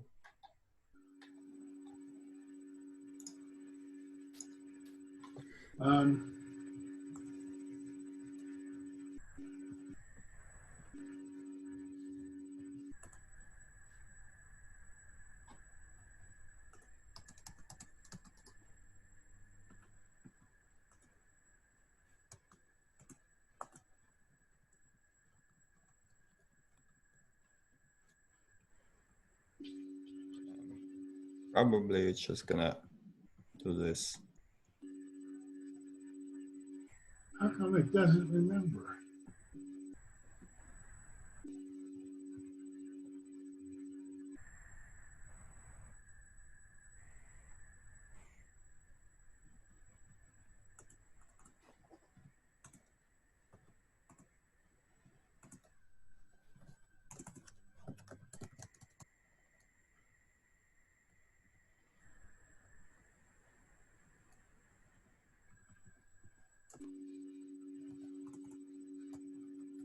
Yeah, we can just do this.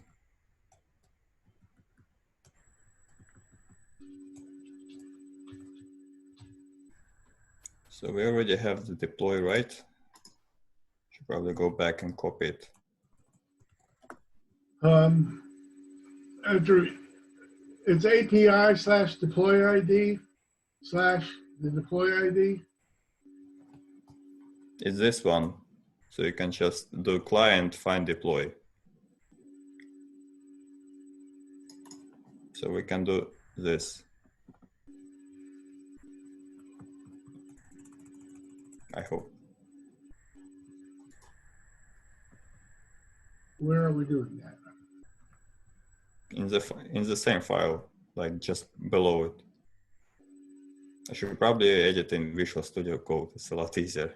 Right now I'm struggling with this.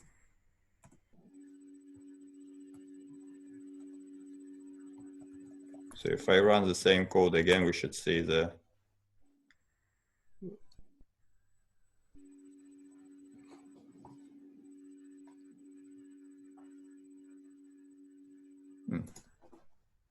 Visit history.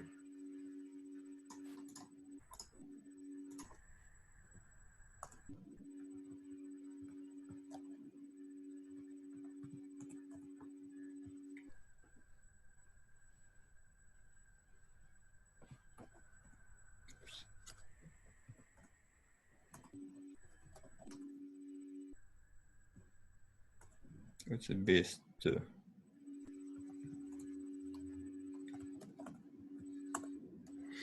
Okay.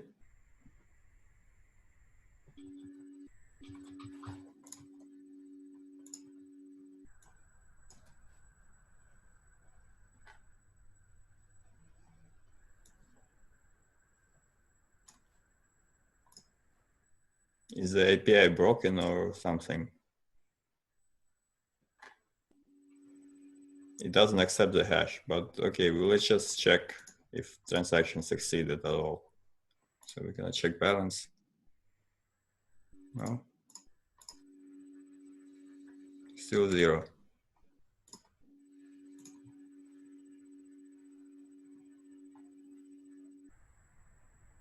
Okay. We still need this. Why did I comment it away?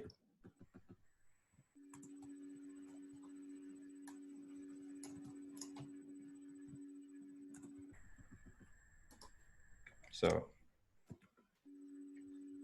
gonna put indentation back.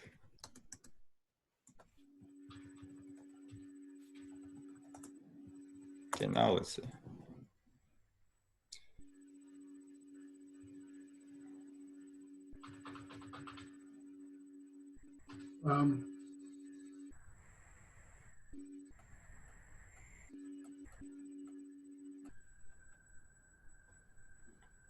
I'm out of ideas. Did you put the deploy ID in the chat? Yeah, I can put it. I don't know why I can't. I can't.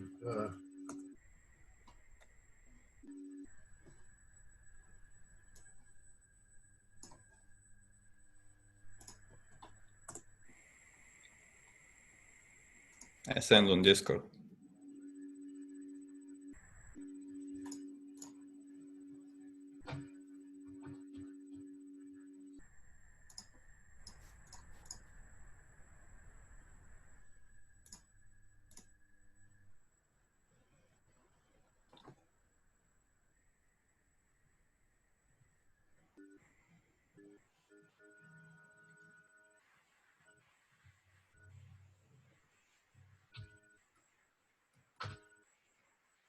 Okay, so maybe something is wrong with this deploy ID. I can't remember how to get deploy ID. Deploy, it seems like the function we're passing it to, it wants everything in hexadecimal, but this is hexadecimal, right? Yeah.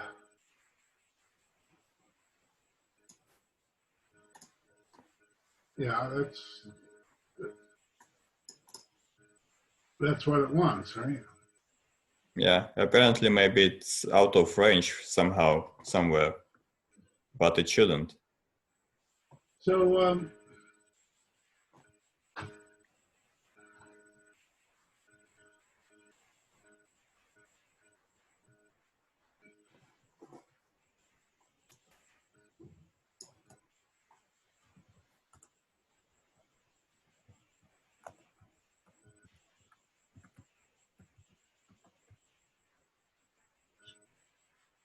I'm just gonna do this.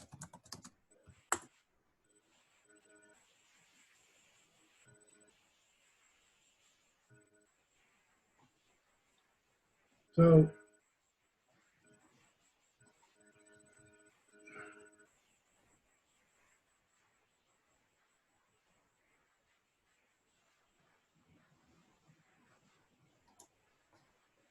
where are the deployed?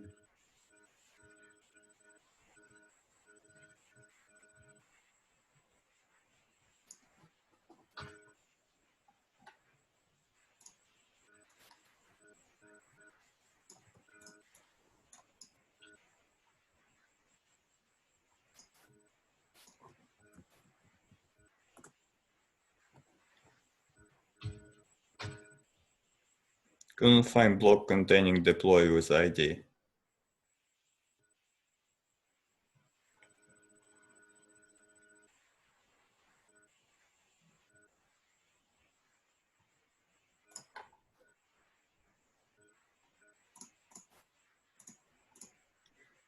Okay, I'm gonna check if we actually on testnet, which I hope, yeah. So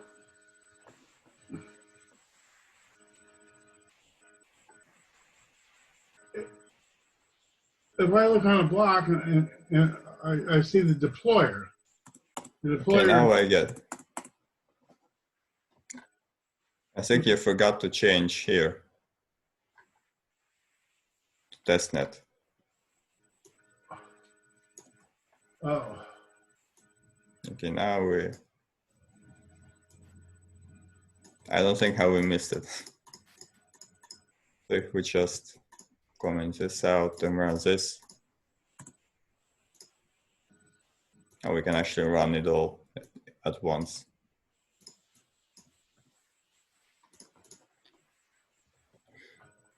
It will block though, so we won't see the result for a while. Oops, it's already done. But here I'm just gonna put deploy ID. And let's see what happens.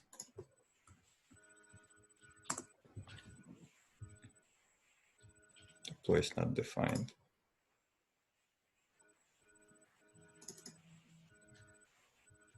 Oh, okay. I almost forgot.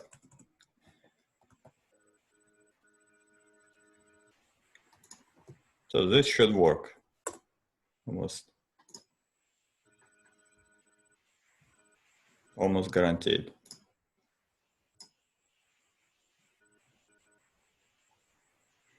Couldn't find block. It's not even waiting long enough, so we have to kind of check this in a while.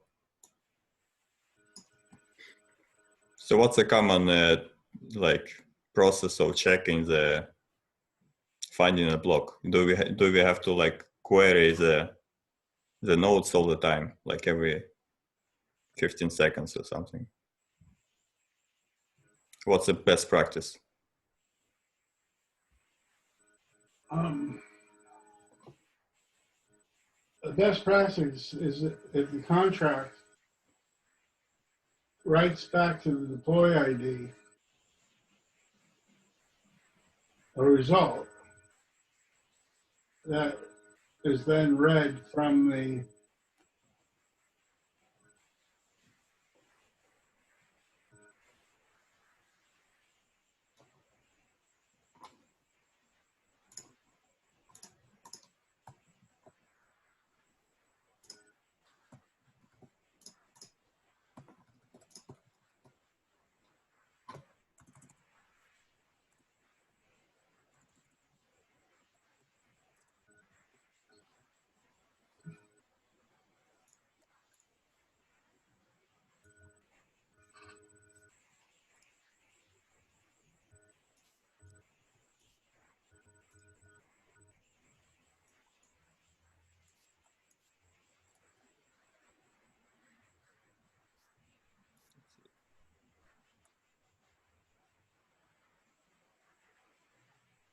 Find block.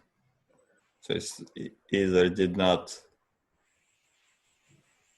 like it's still pending, maybe.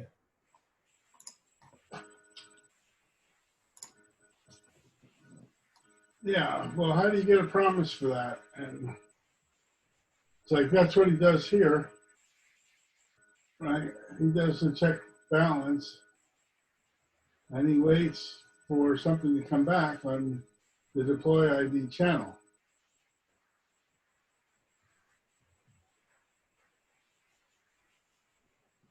You mean how we do it in Python?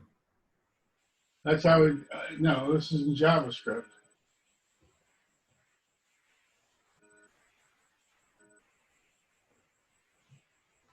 Okay, go down and hit the, and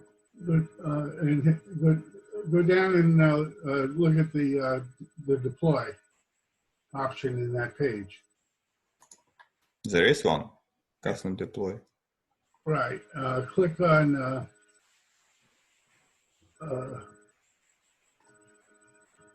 click on return data, I guess.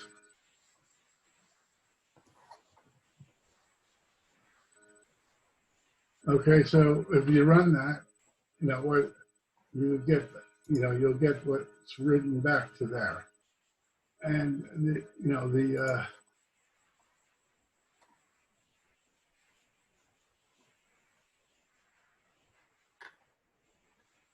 Okay.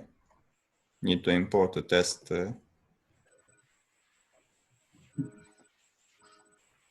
You need some test ref. No, I have it. You already sent me before. Yeah, don't have MetaMask. I don't need MetaMask, but I already have a private key with the test rep. I'm just gonna import this.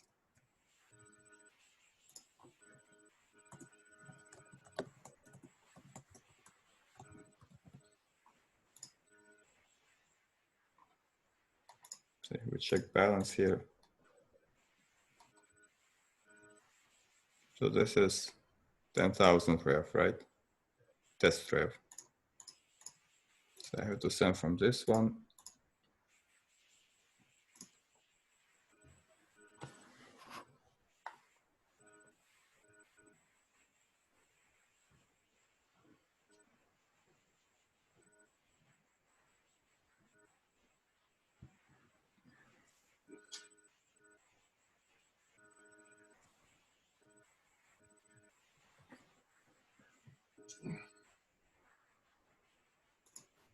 So I guess the question is, how do we do that? Oh, How do we wait? it worked. It found the block that we sent to. I just run the Python code again. So it found the block by deploy ID. So this code succeeded.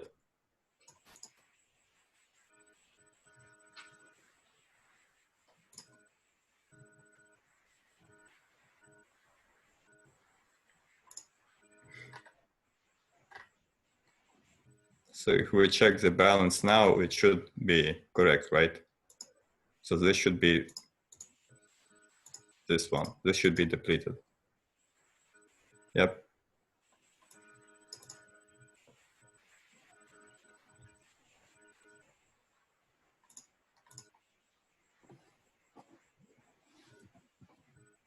So this works. So what do we actually want to do now, like in order to test it or Well, stress test it? I sure would like to get it to work so I can run some tests. But I mean, it works. Yeah, works I'm for running you, the not same for code me. that you have. Only difference that I actually put testnet in here. Maybe you should try it.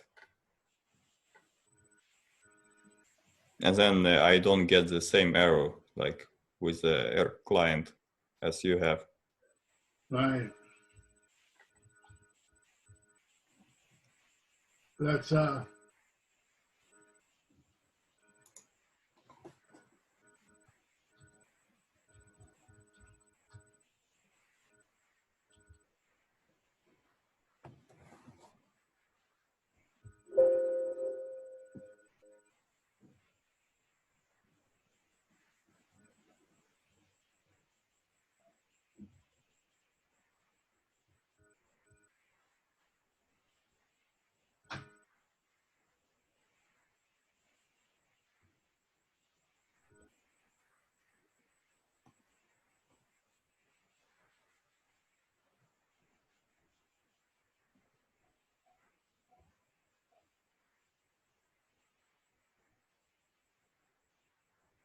what did I do?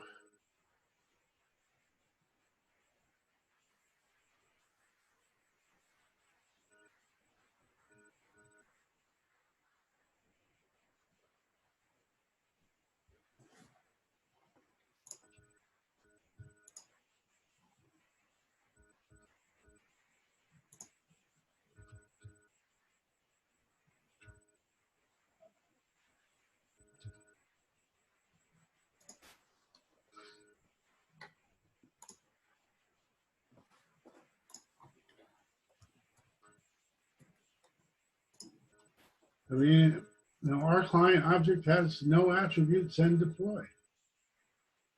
Keep getting that. Maybe you should share your screen so I can see what you're doing. I mean, there's got to be something.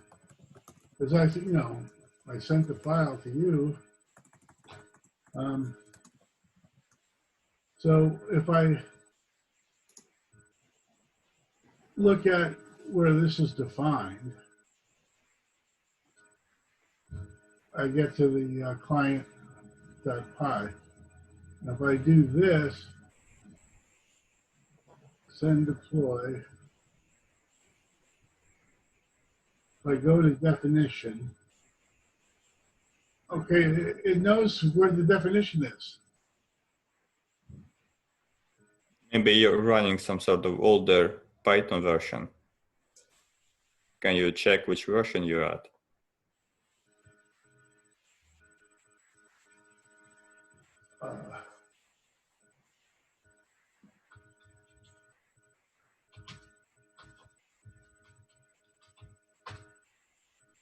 For Python 3.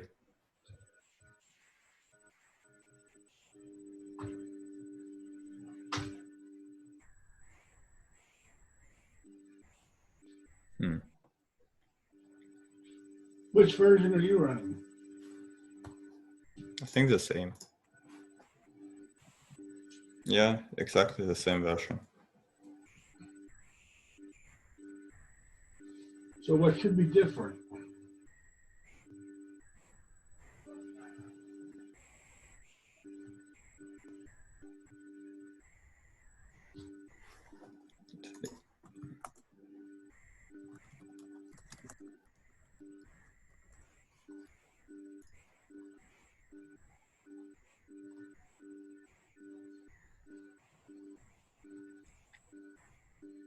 Maybe because you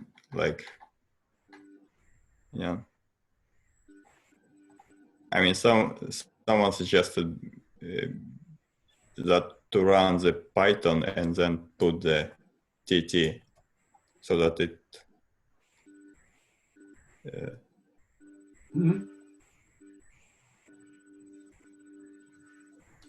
Can you try add this argument to the command?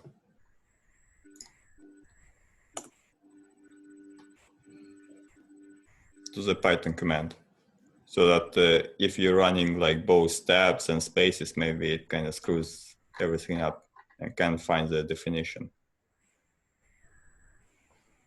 I can send in Discord as well. TT? It calls for translator bot.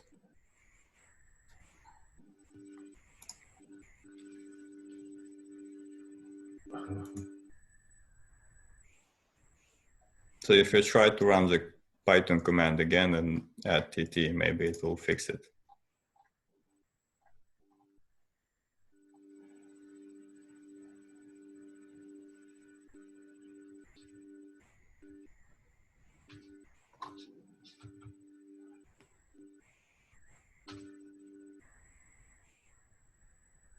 No.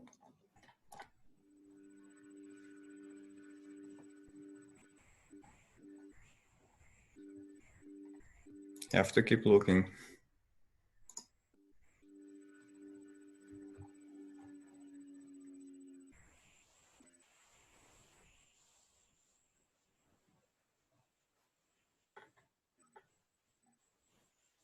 Seems to be like a lot of people having some similar issues, and seems to be caused by the indentation. can you share the document with,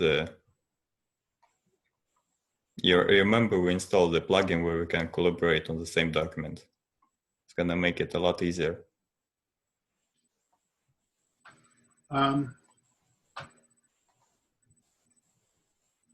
So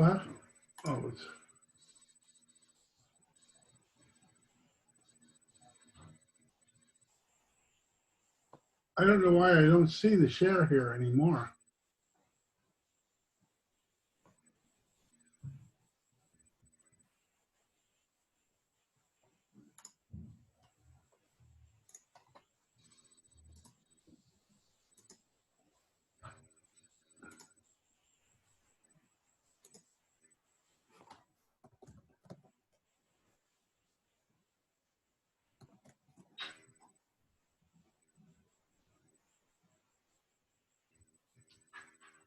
Okay, probably doesn't work on, you have to install it on the end machine since we're running remote. So I have to install it one more time, apparently. So if you go to extensions and check for the ones that you have installed,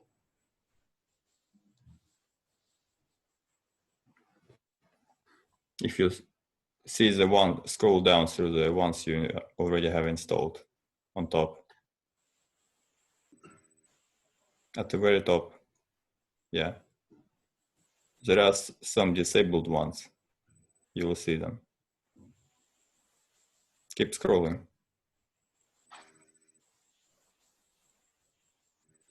So here, you found it. So you have to install it one more time, apparently. Live share.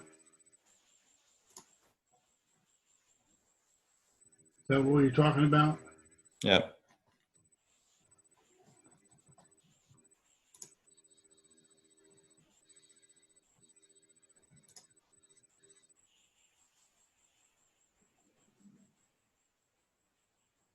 And you have to reload the Visual Studio Code.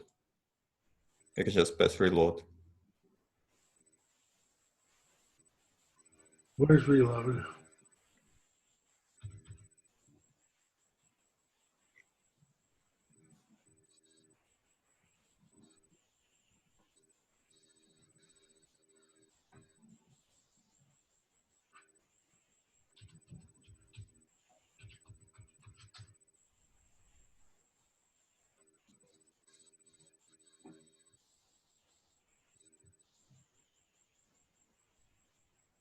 So now I have this live share.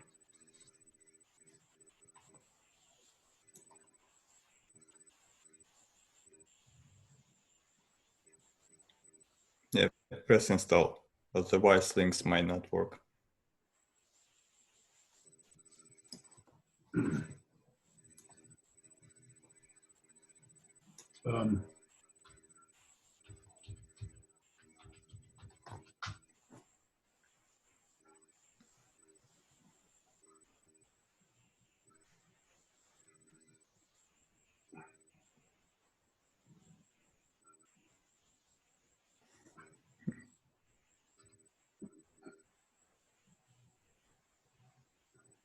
It failed on Nginx for some reason. Yeah, I guess I got to get rid of that error, but it should, everything should be all right. Do I have to reload again? I don't think so. You don't think so? Okay, so let's try this. Start collaboration session.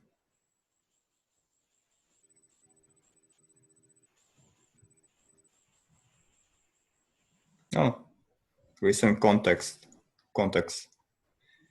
You can see me there. You can probably send an invite.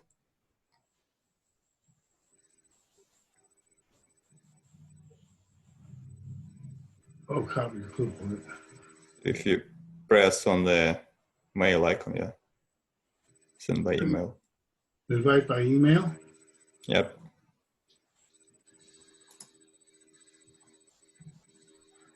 Oh, it's gonna open your email. Okay.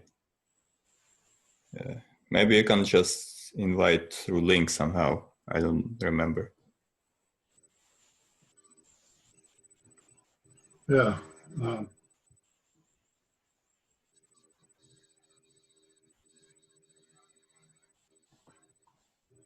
That's not what I wanted. That's the one.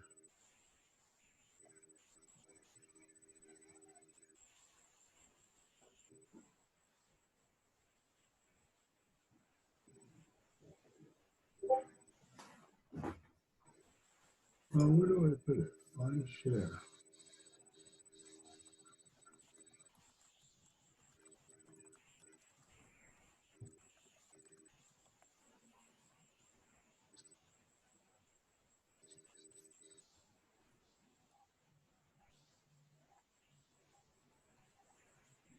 Huh.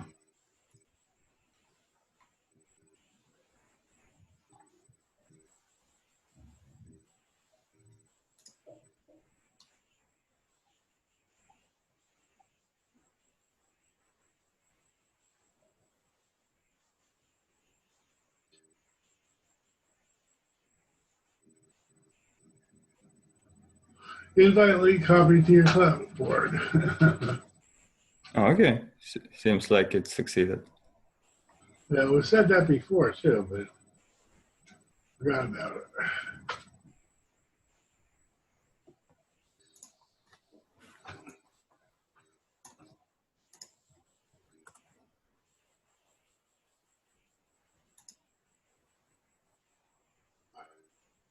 Now, when I put in this print statement,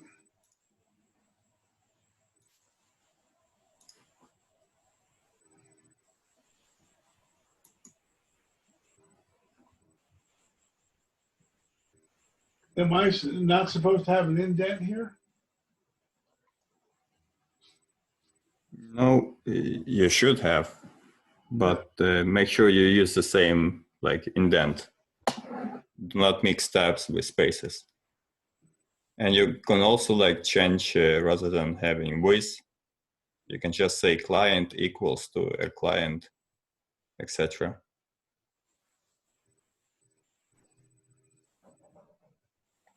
Just to make sure.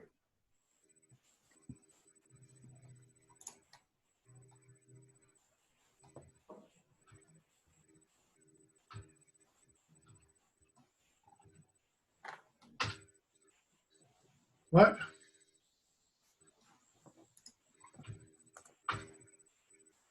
Now, how come this print is different?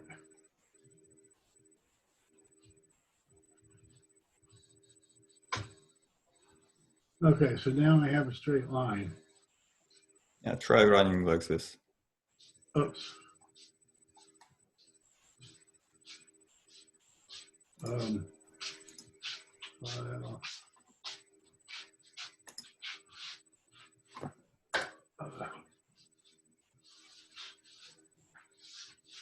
Didn't I say run it? Oops, it's running.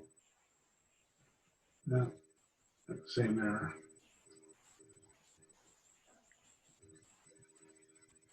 Now, why is this got this bar here?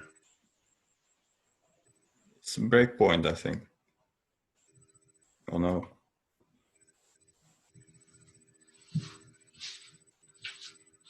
What is this? 5 of 6 changes. What is that?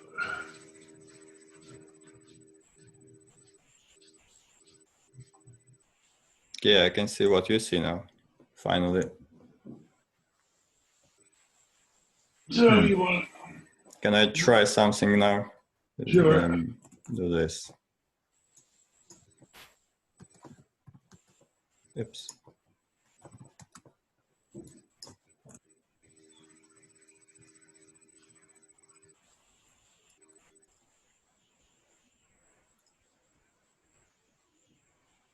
Okay, that's different.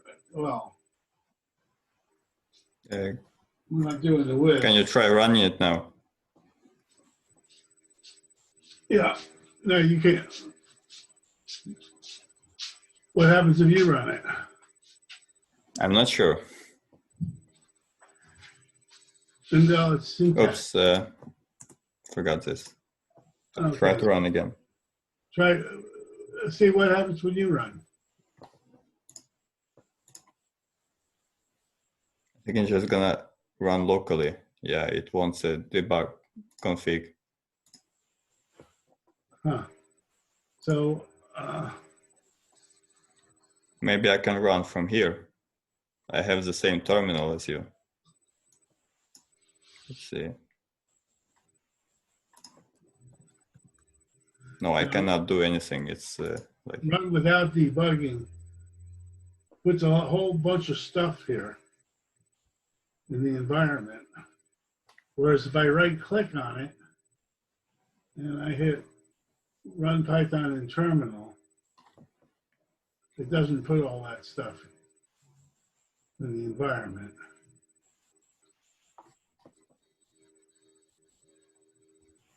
I don't know what I was doing, but it was.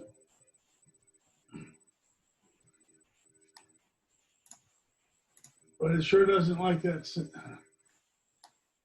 I'm not sure why it works on my end, but not on your end. Seems weird.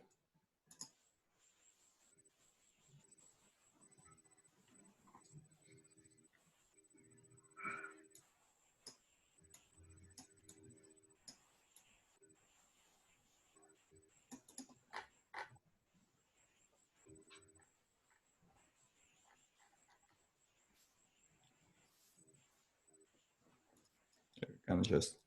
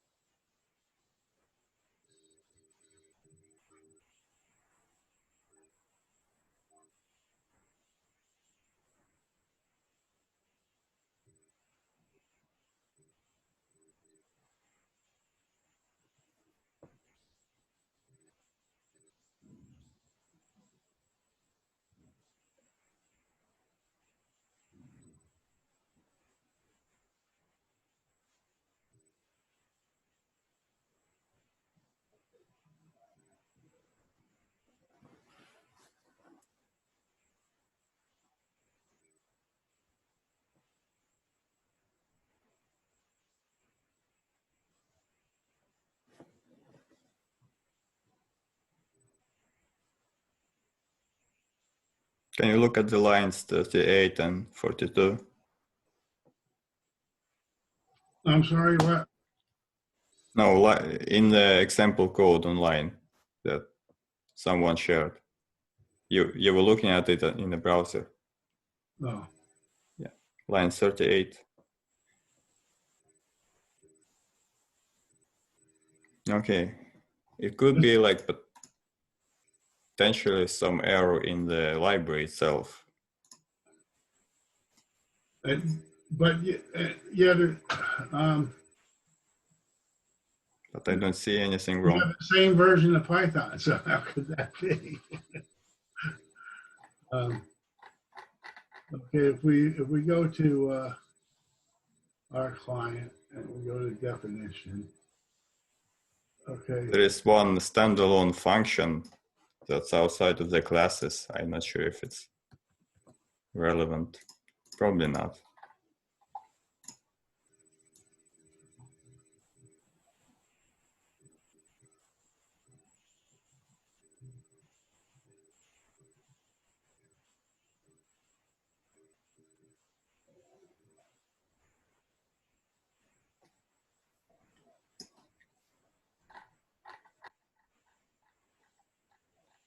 Where is it?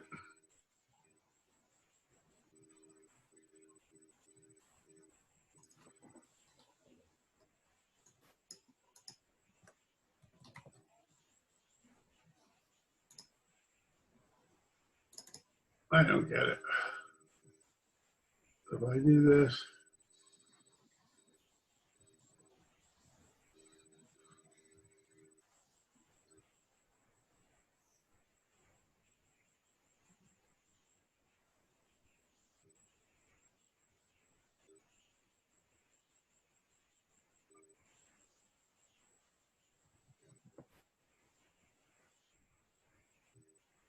now what is this thing here? It's just the same, like it's just closed in parentheses. It's end of function arguments. So it's like a way to put all the arguments in different lines, just to make it prettier. Nothing ordinary. And it says it returns string. The function should return a string.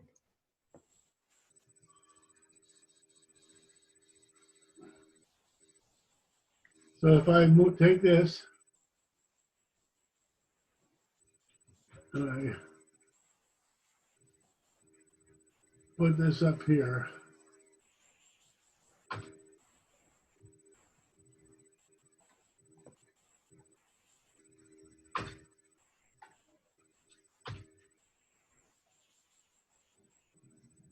I don't think it matters. I don't think it matters.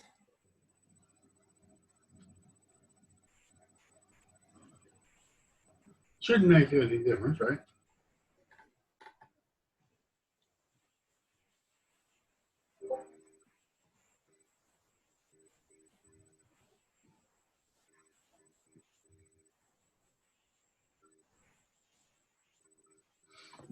It still doesn't find send deploy. Right?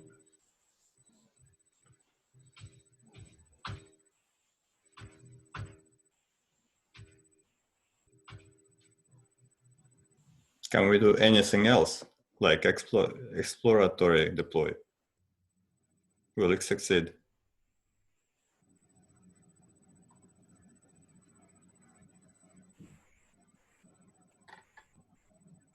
Or never mind. It needs display data proper. What's wrong? No, never mind.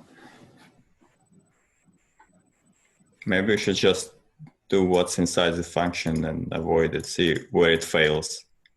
That's like the best I can. So copy this.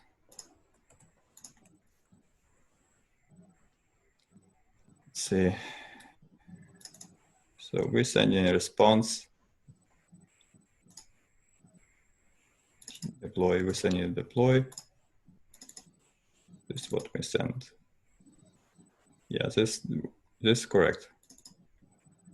And it should return. This is what we want to print.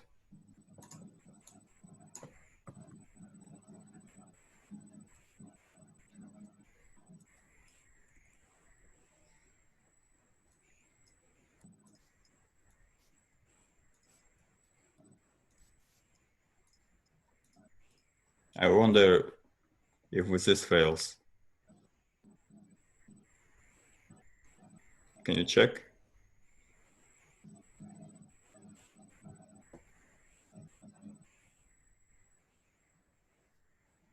Huh.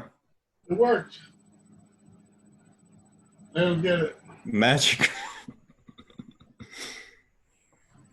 I don't know, Python is weird sometimes, but I honestly cannot see what's wrong in that code. I mean, it is the same code runs on my machine without issues. So it could be some compatibility that we're not aware of, but even though we run the same Python version. So, We should probably leave this as like this for now. yeah, I think we've been at this long enough. It's almost 1 o'clock. Yeah, you should probably also like switch the But A and B.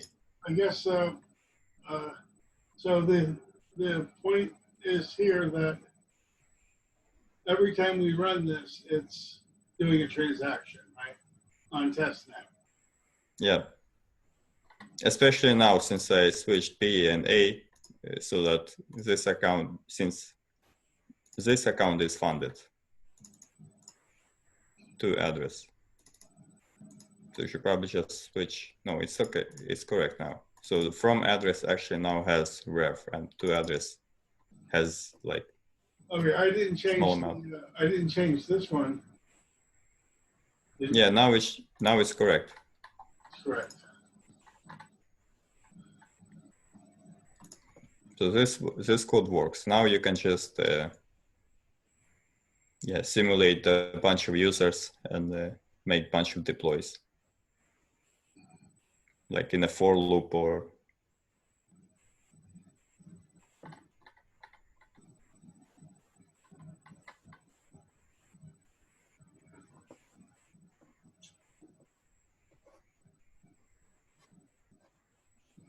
Okay, the simplest thing is just repeat the same.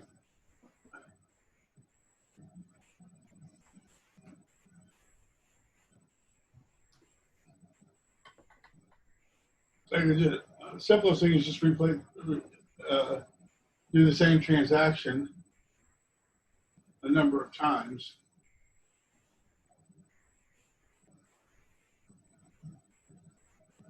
Oh, well. I'm going to have some lunch. And then I guess we have 2 o'clock. We have the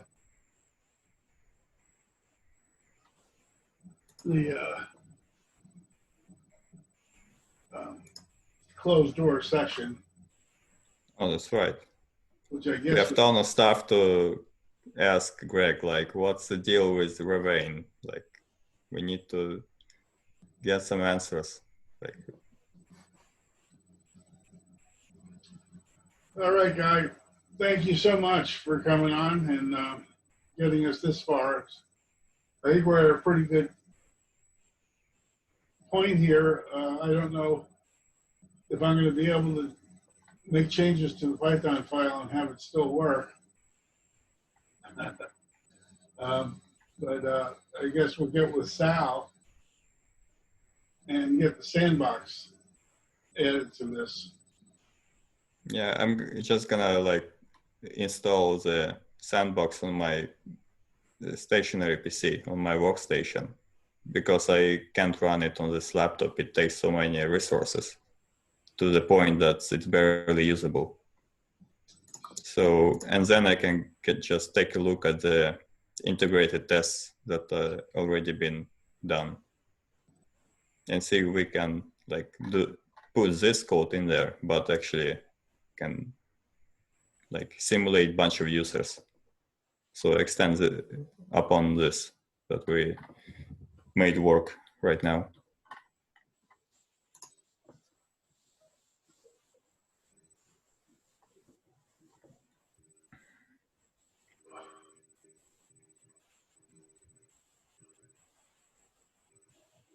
I don't know. I guess this says 95% processed. I don't know if it's done or not. Oh boy. What's processed?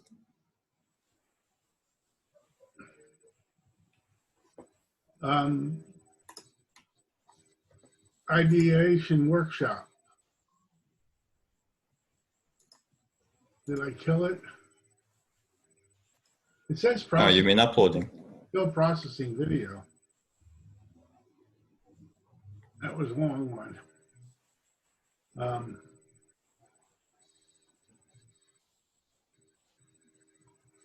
And what was I going to do?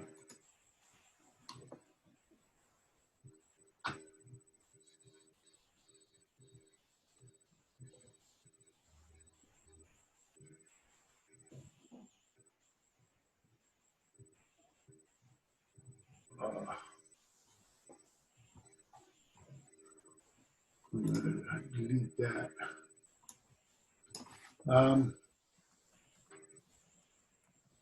Oh, yeah.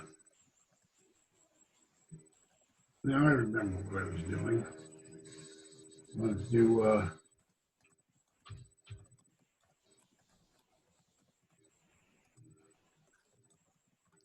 see where we are here.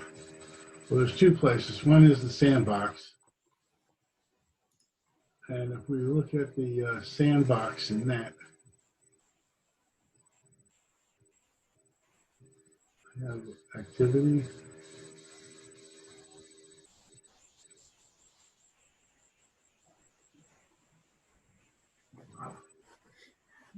Also, by the way, what happens if you write some recursion in rolling? Like basically make circular calls. Well, I mean, if you're running the iterations in parallel,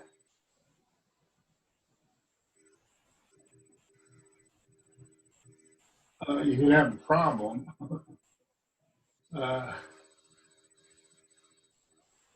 If you're, if you're running in serial, you're doing a regular loop. I mean, like if you have two channels and both listen to response, both listen to incoming messages and then dispatch to the other channel immediately. So you have like messages go from A to B and B to A to B. So what happens? Like, will it consume like pHLO, like gas, to the maximum? Yeah, you're saying like you have an infinite loop. Yeah. So infinite loops are possible within rolling. Absolutely. And it's not clear what will happen. I mean, it could run out of memory and kill the node. But isn't it limited by the like amount of ref that you allow it to use when you send a deploy?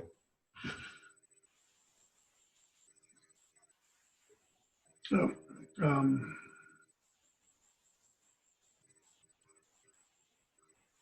because I think I tried doing something like this on a local node, and I didn't get any output like it. I mean, you can try now. Like I'm not risking it on mainnet. yeah. Can you make a robot execute a smart contract?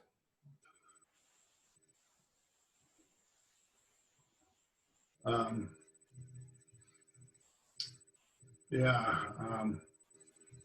It's on top. What am I doing here? I'm looking for the. I'm looking for the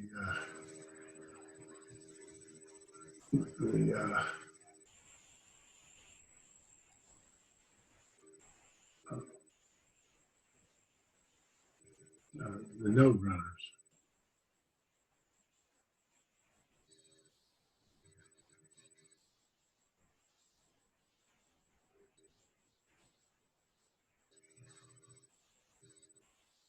That's what I'm looking for.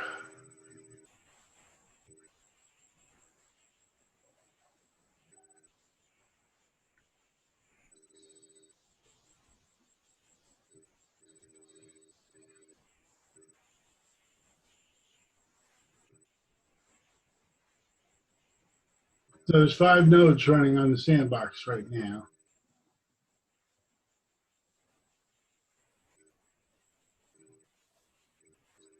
And we want to add these, want to basically add sandbox net to the thing.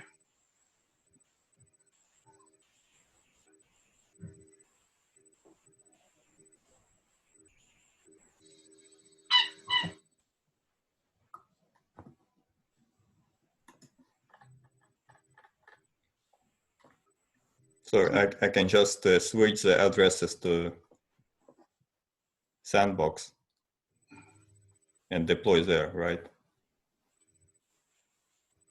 Right, except we don't know what the sandbox is doing right now.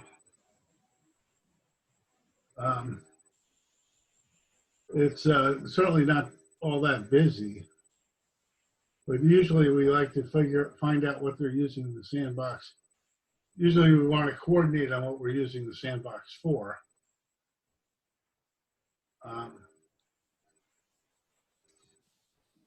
I was thinking just testing my other PC for now. Yeah. But,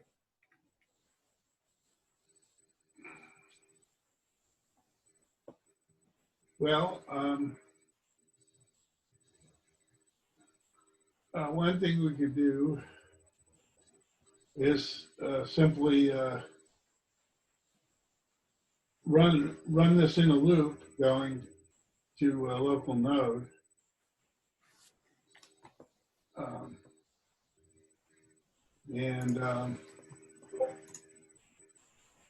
I can try to boot the testnet and we can deploy some stuff now, like see how it behaves. What do you mean? I have a testnet like here, like in Docker containers, like I can run and deploy stuff to. So we can actually just see what happens.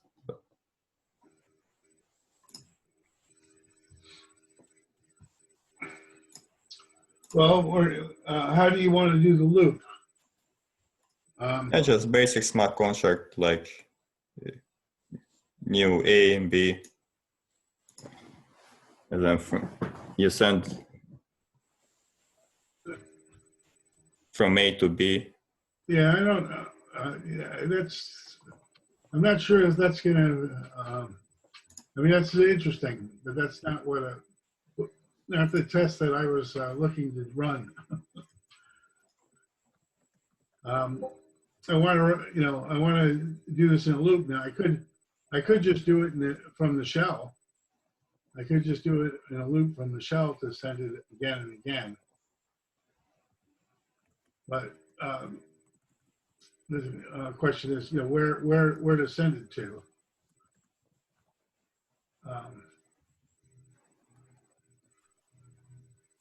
I mean, I've run loops before. They're not terribly interesting.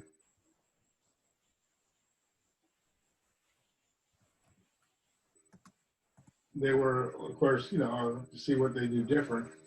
They were running out of memory. But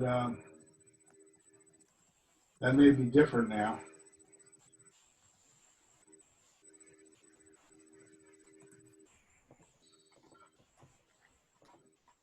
So something like this. Oops.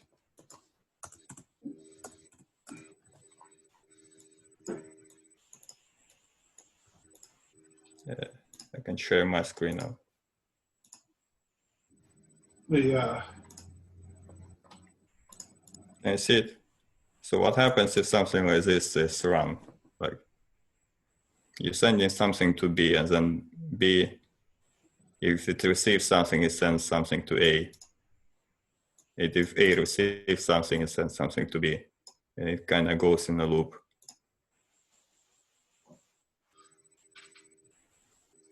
Right, but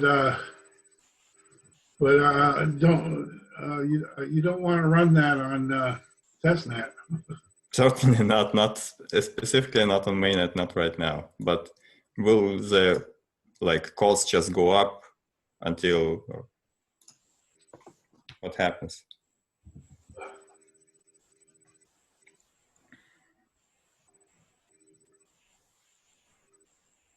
Yeah. Well, I can try to run it on my own local net. I can spin it up kind of quickly. Is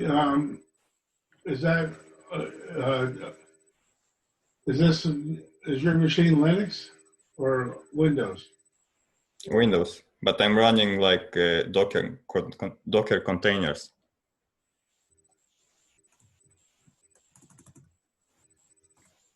So let's see, where are we?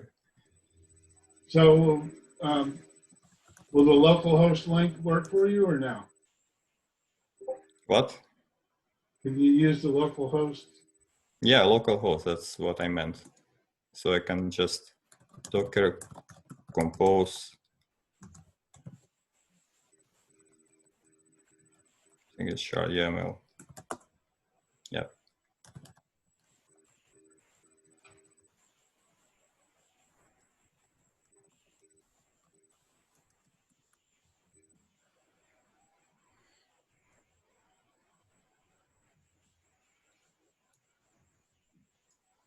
I should probably set up an observer node, because why not?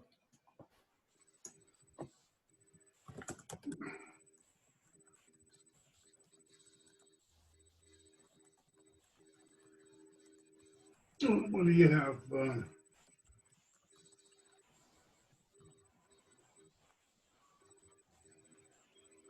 And yeah, proposal as well.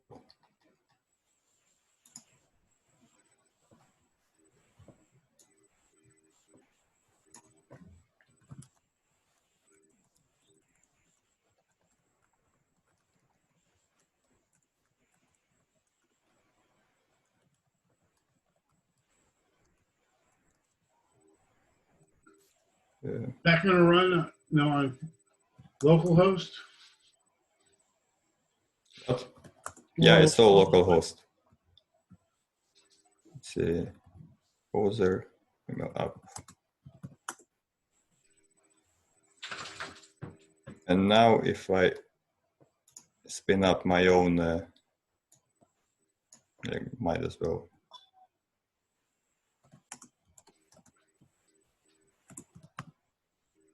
There. Yes. Then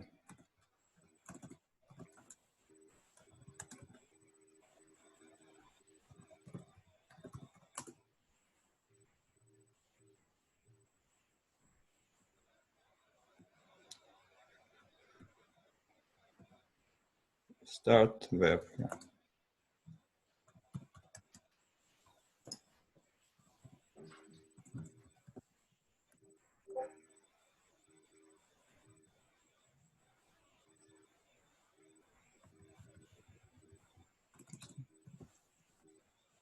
Yeah.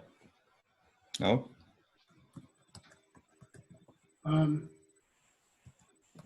You're running this on the Windows system for Linux? Yeah.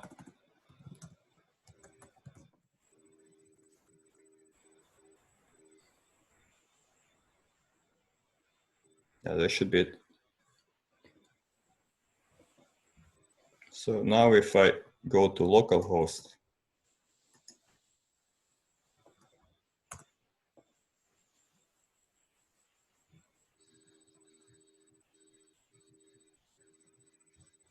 my PC is going to lag. So I better do it quickly. Right now it's using all my, go to task manager. How many RChains are you running? There are nodes. I think 2 validators and 1 observer node. So you can see it's using all my resources right now. It's sick. Yeah. So okay, so now we see I'm running it's locally now. Local, everything local. So I just want to do one thing now. Probably gonna another terminal. I just need a private key to deploy, if I can get it.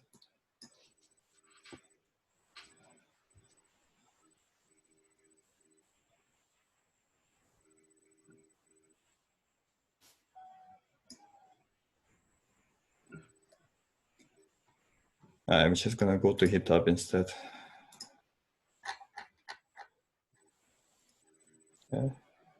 What's it called? I have it another terminal here. Perfect. Go to chain, Docker cluster. It is. I'm just gonna use one account.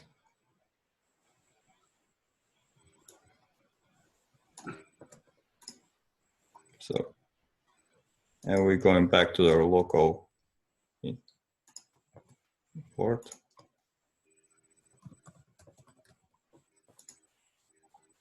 You can check balance.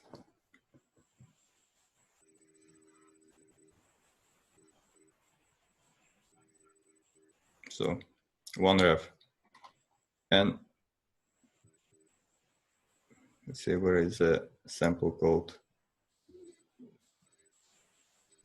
I can just type it here. So we have new A, B in. We can just send something to A, right?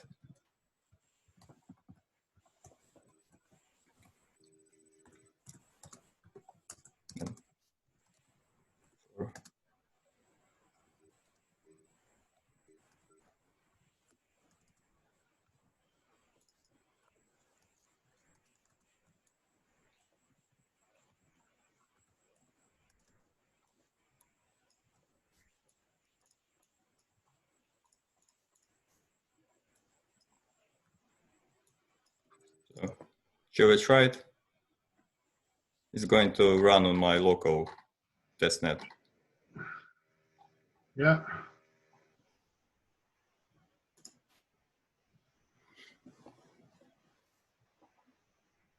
Of course,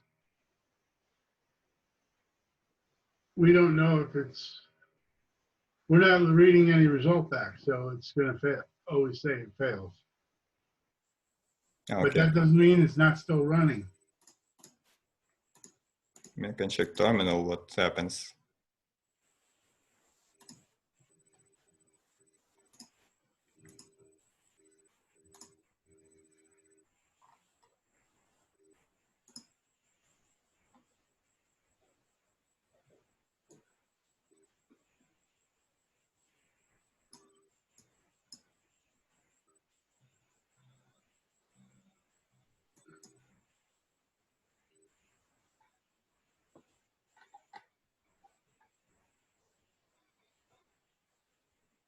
I don't see much going on anymore. Like maybe it's because my machine is pushed to its limits. I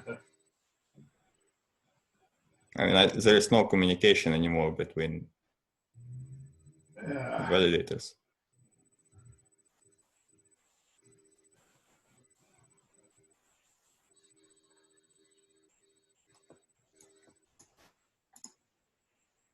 It's parsing error.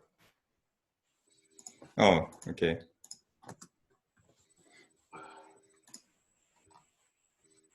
How come it took so long to get a parsing error? I guess because the machine's busy. Yeah, Parsing you error. can. So we can see there is communication going on, right? So now we run it. I forgot this parallel symbol.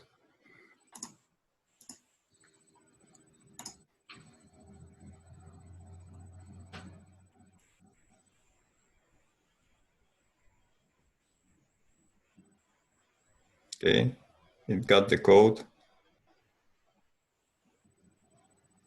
So it executed it, right?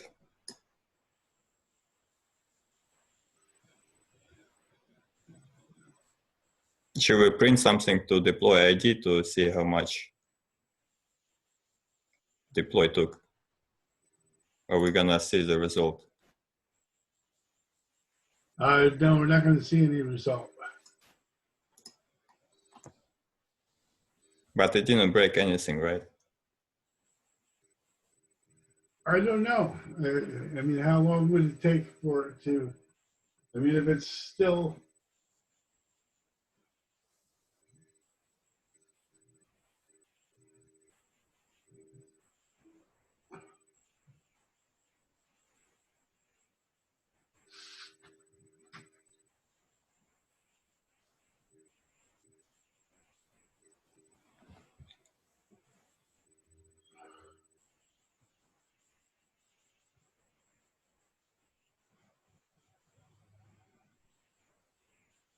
So if you were to do an eval of that,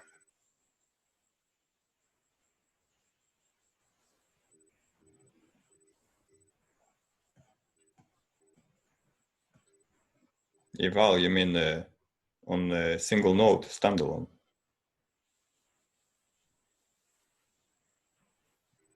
yeah.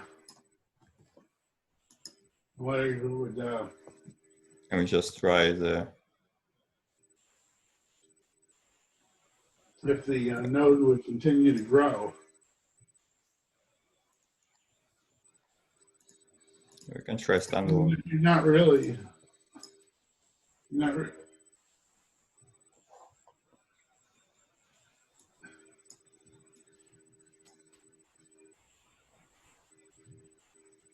shouldn't really be increasing in size.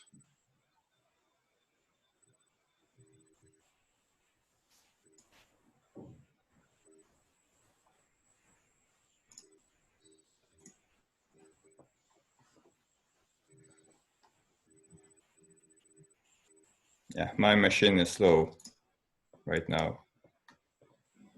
It's gonna take a while to even release the memory.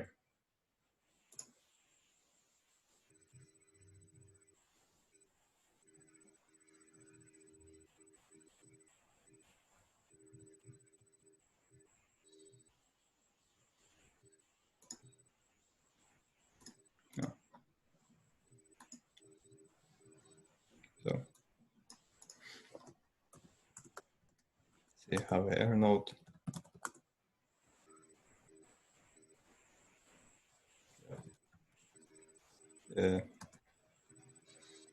Is that it? Like, what's the command to run standalone?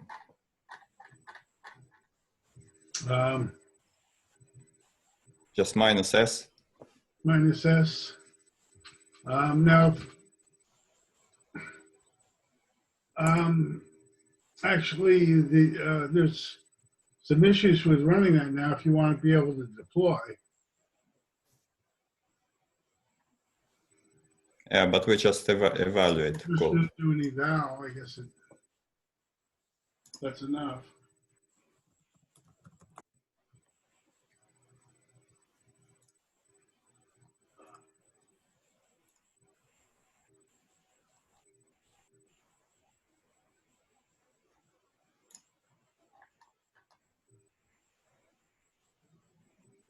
We just run -s. Yeah. Yep.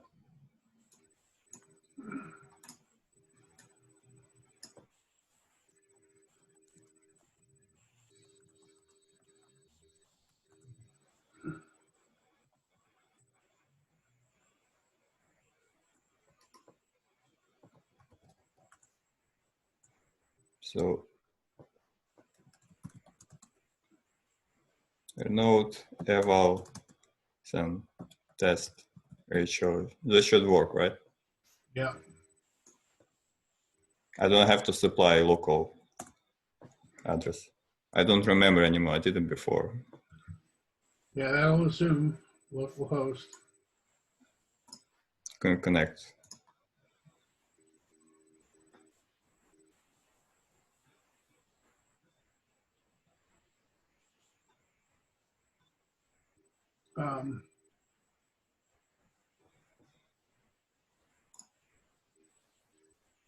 Why is it?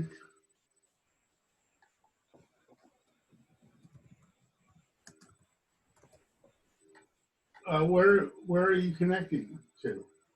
I mean, I just want to connect to run something on the standalone node. okay. I remember I did it before. Standalone mode is listening on what? I don't know. I don't remember. If you look at the beginning of the log, it should tell you.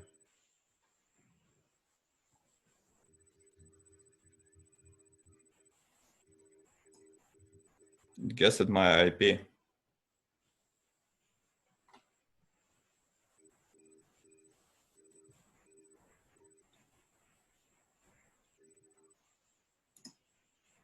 Doesn't say listening.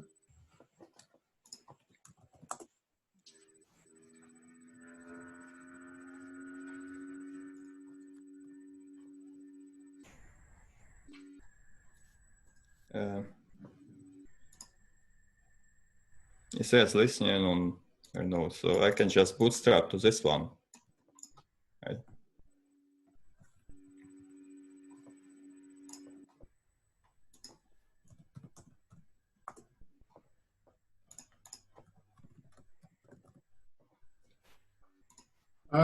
I don't. You don't want to. It's not a bootstrap. You're not bootstrapping. Okay, but how do I run something on this Where does it standalone say- node? show me where it says listening again.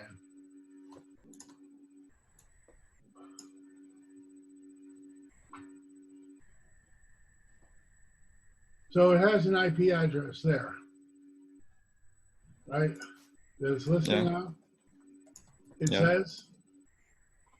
Is that the same? That's in the Docker container, though, right? Or no? It's No, this is just standalone on VSL. so. What? You can put the gRPC host as being that address. Just IP, right?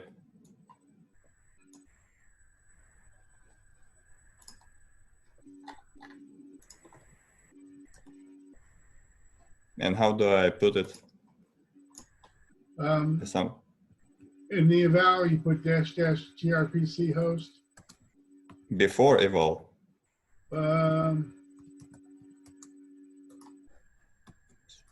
Maybe after. I can't remember. Yeah, we'll find out.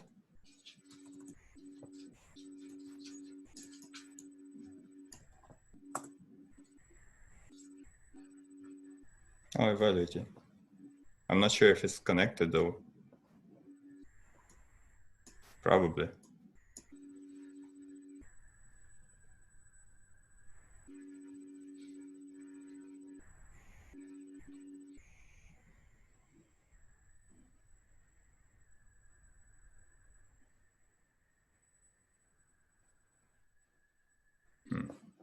Nothing's coming in the log. What's this error? Nope.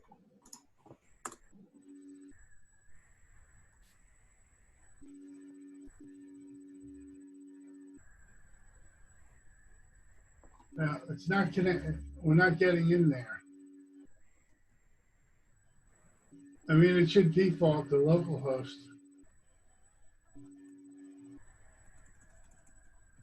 I don't know if you can put the port on there. Oh. I mean, the port is the default port now. gRPC is 4001, right? Yeah.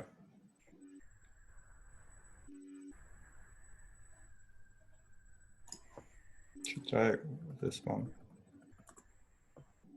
But I don't know. There's a dash port, dash. What is it? I don't know what it is.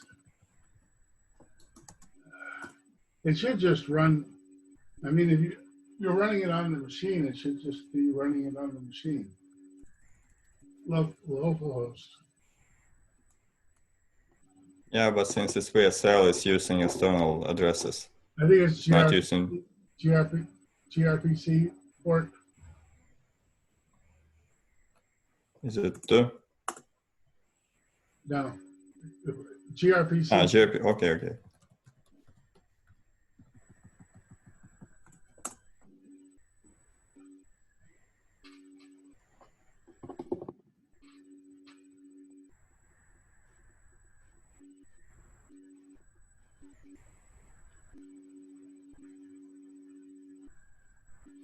And it could be timing out again. Maybe something in the config.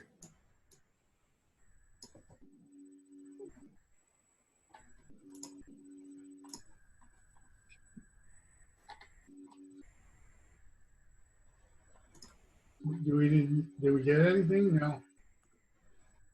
Config empty. Connection timeout. It's trying to connect to 4042.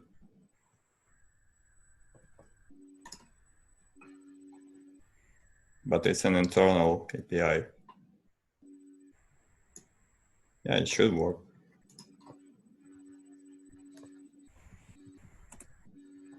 I don't know.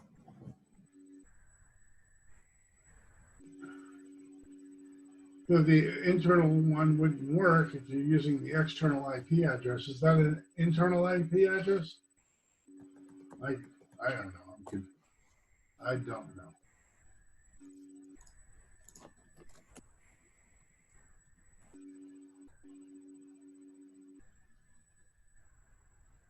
Actually, I think it is internal.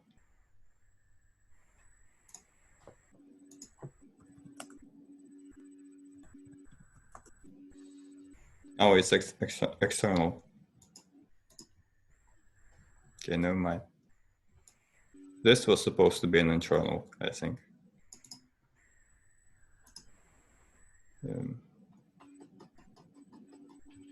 I don't know, somehow it worked before. I'm not sure.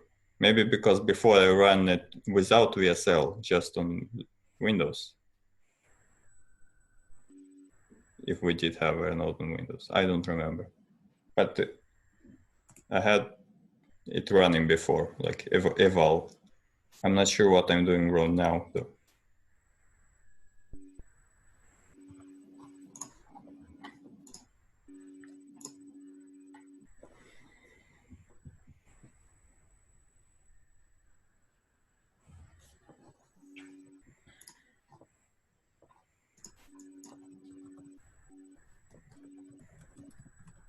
To run a standalone node.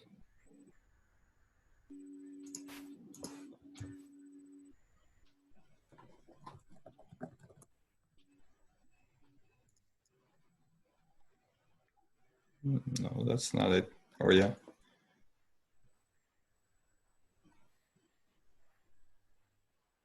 That's a deploy.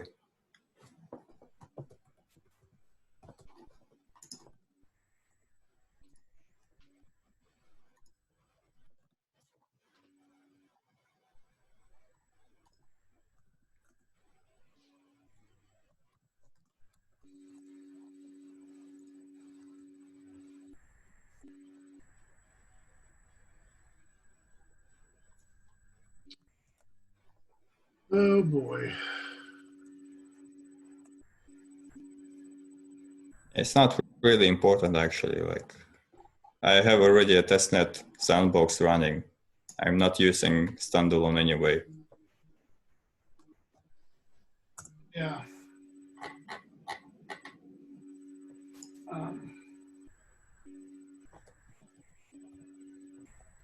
And I'm already running. I basically didn't want to break any of the R nodes I have running.